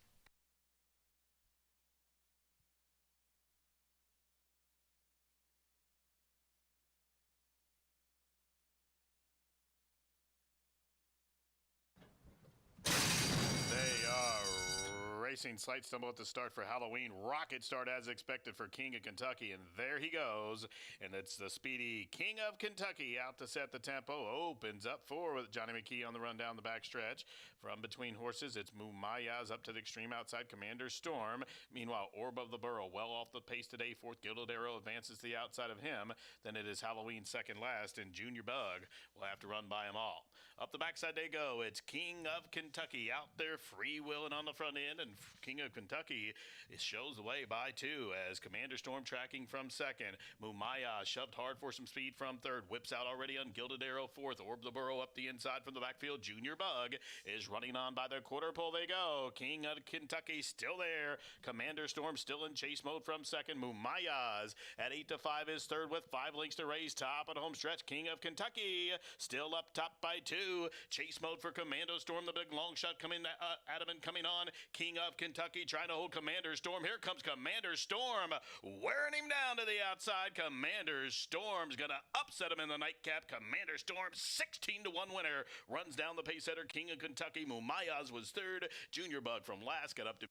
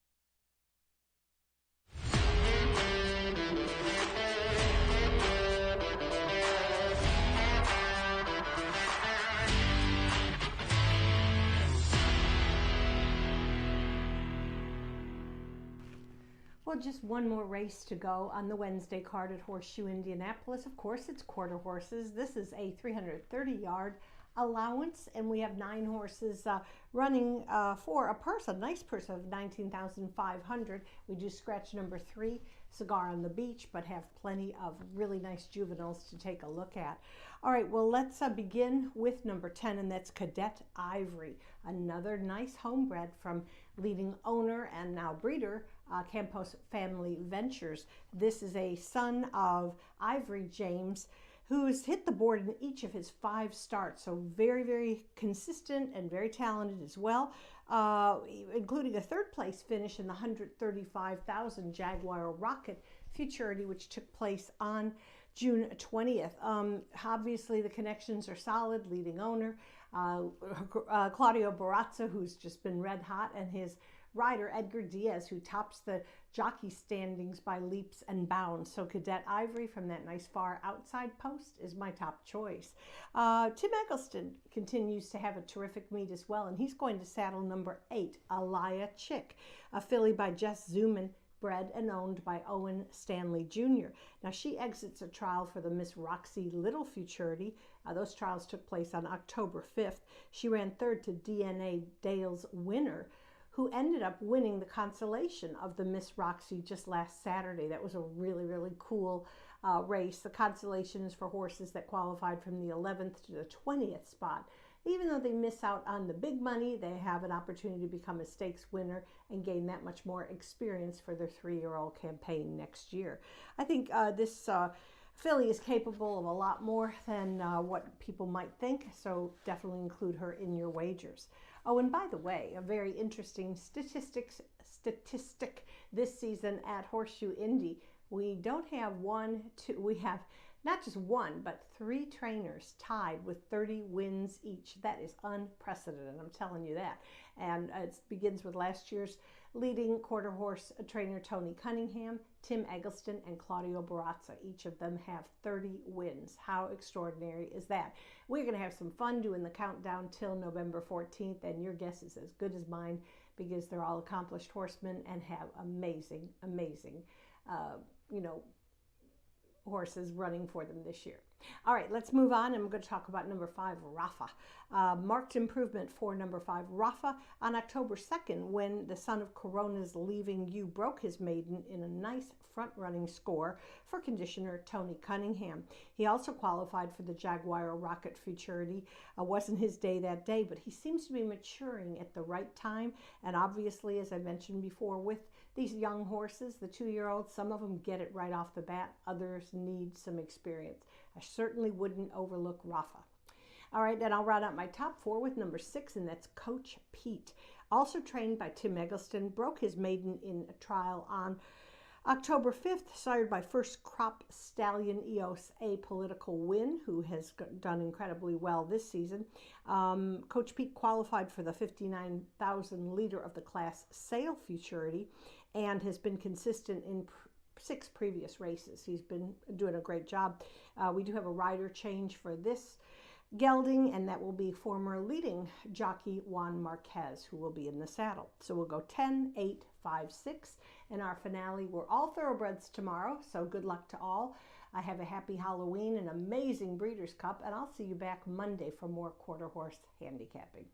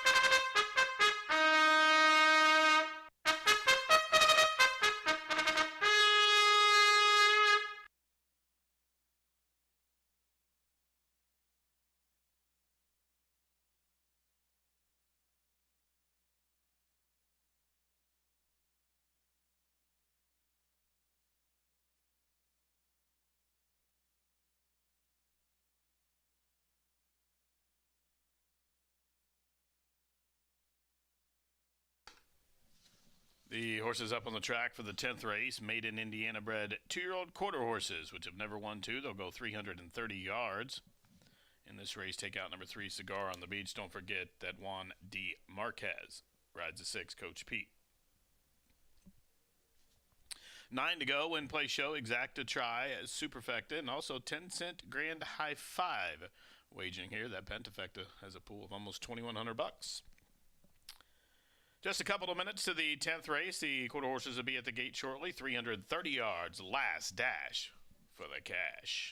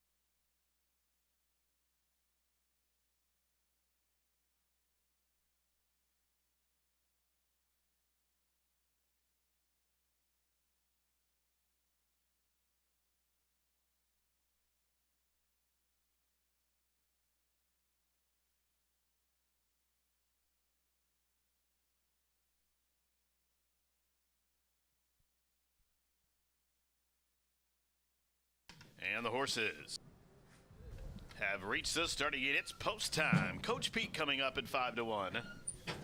GV Wildcat Encore's second act. Both have loaded. The rig on Encore's second act. LA Martina FB. 9 state breds to square off as Encore's second act. Unseating Hugo Macias.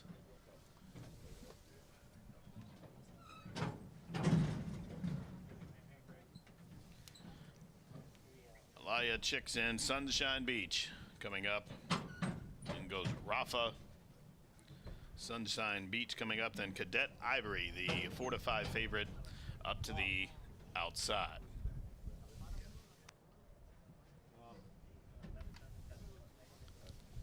Cadet Ivory, eldest son of Ivory James, loading in. They're at the post.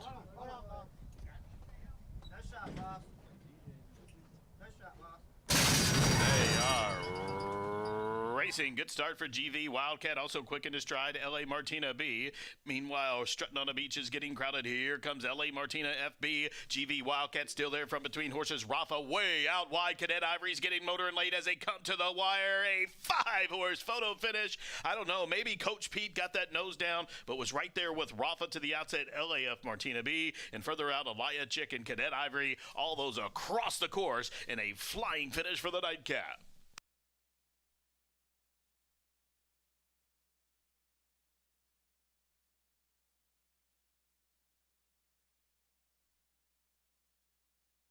Photo finish here for the 330 yards from between horses. Coach Pete fighting on there with LA Martina B. To the inside there was Rafa, and late on the scene, Cadet Ivory was getting going, but that did take a photograph, a photo for win.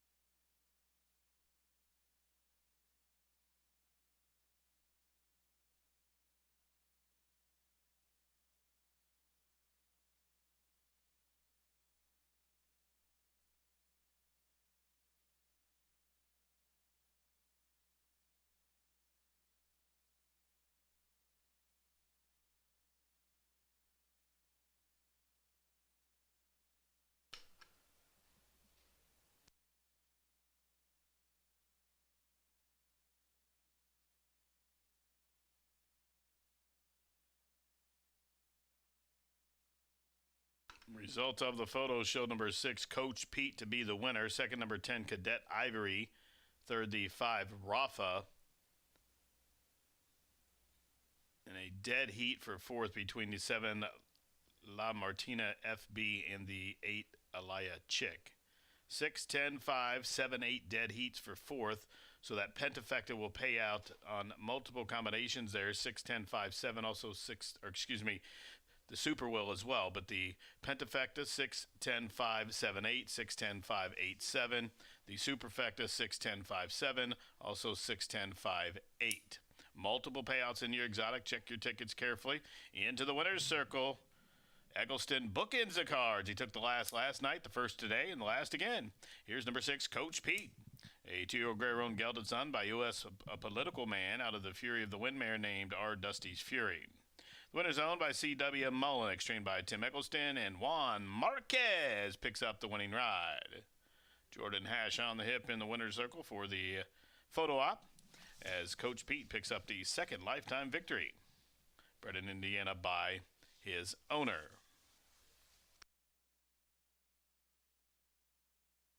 Coach Pete, a 9-1 winner.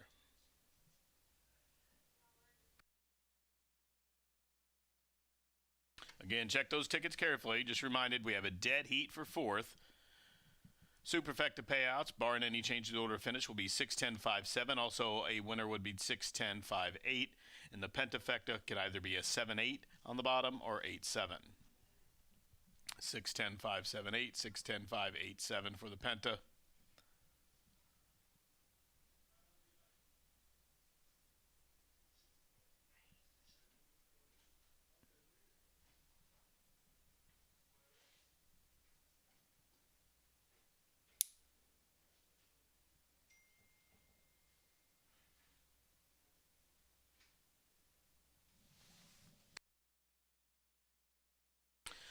Race official prices up. How about $21.40 on Coach Pete? $5.20 in the middle, $4.40 to show. Pick 3, $392.05. The Pentafecta with the 7 fourth, $230.17. The exacta 610, $48.60. The try 61.95. The double pair of sixes, $175. Superfecta with the 7 on the bottom in the 4th position, $54.33. With the 8 was $14.43. Penta with the 7-8 4th and 5th, $230.17. Pentafecta with the 8-7 combination 4th and 5th, $118.63. Well, race fans, that wraps up a Wednesday edition of Racing from Horseshoe Indianapolis. Live racing back at you with that special holiday card, that Halloween program here.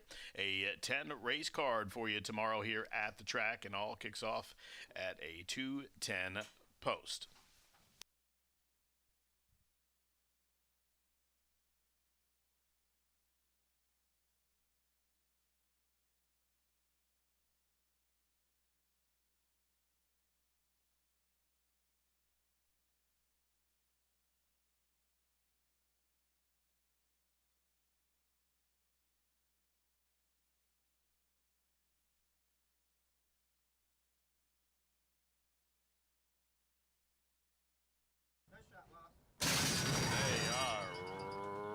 Racing, good start for GV Wildcat, also quick in his stride, LA Martina B.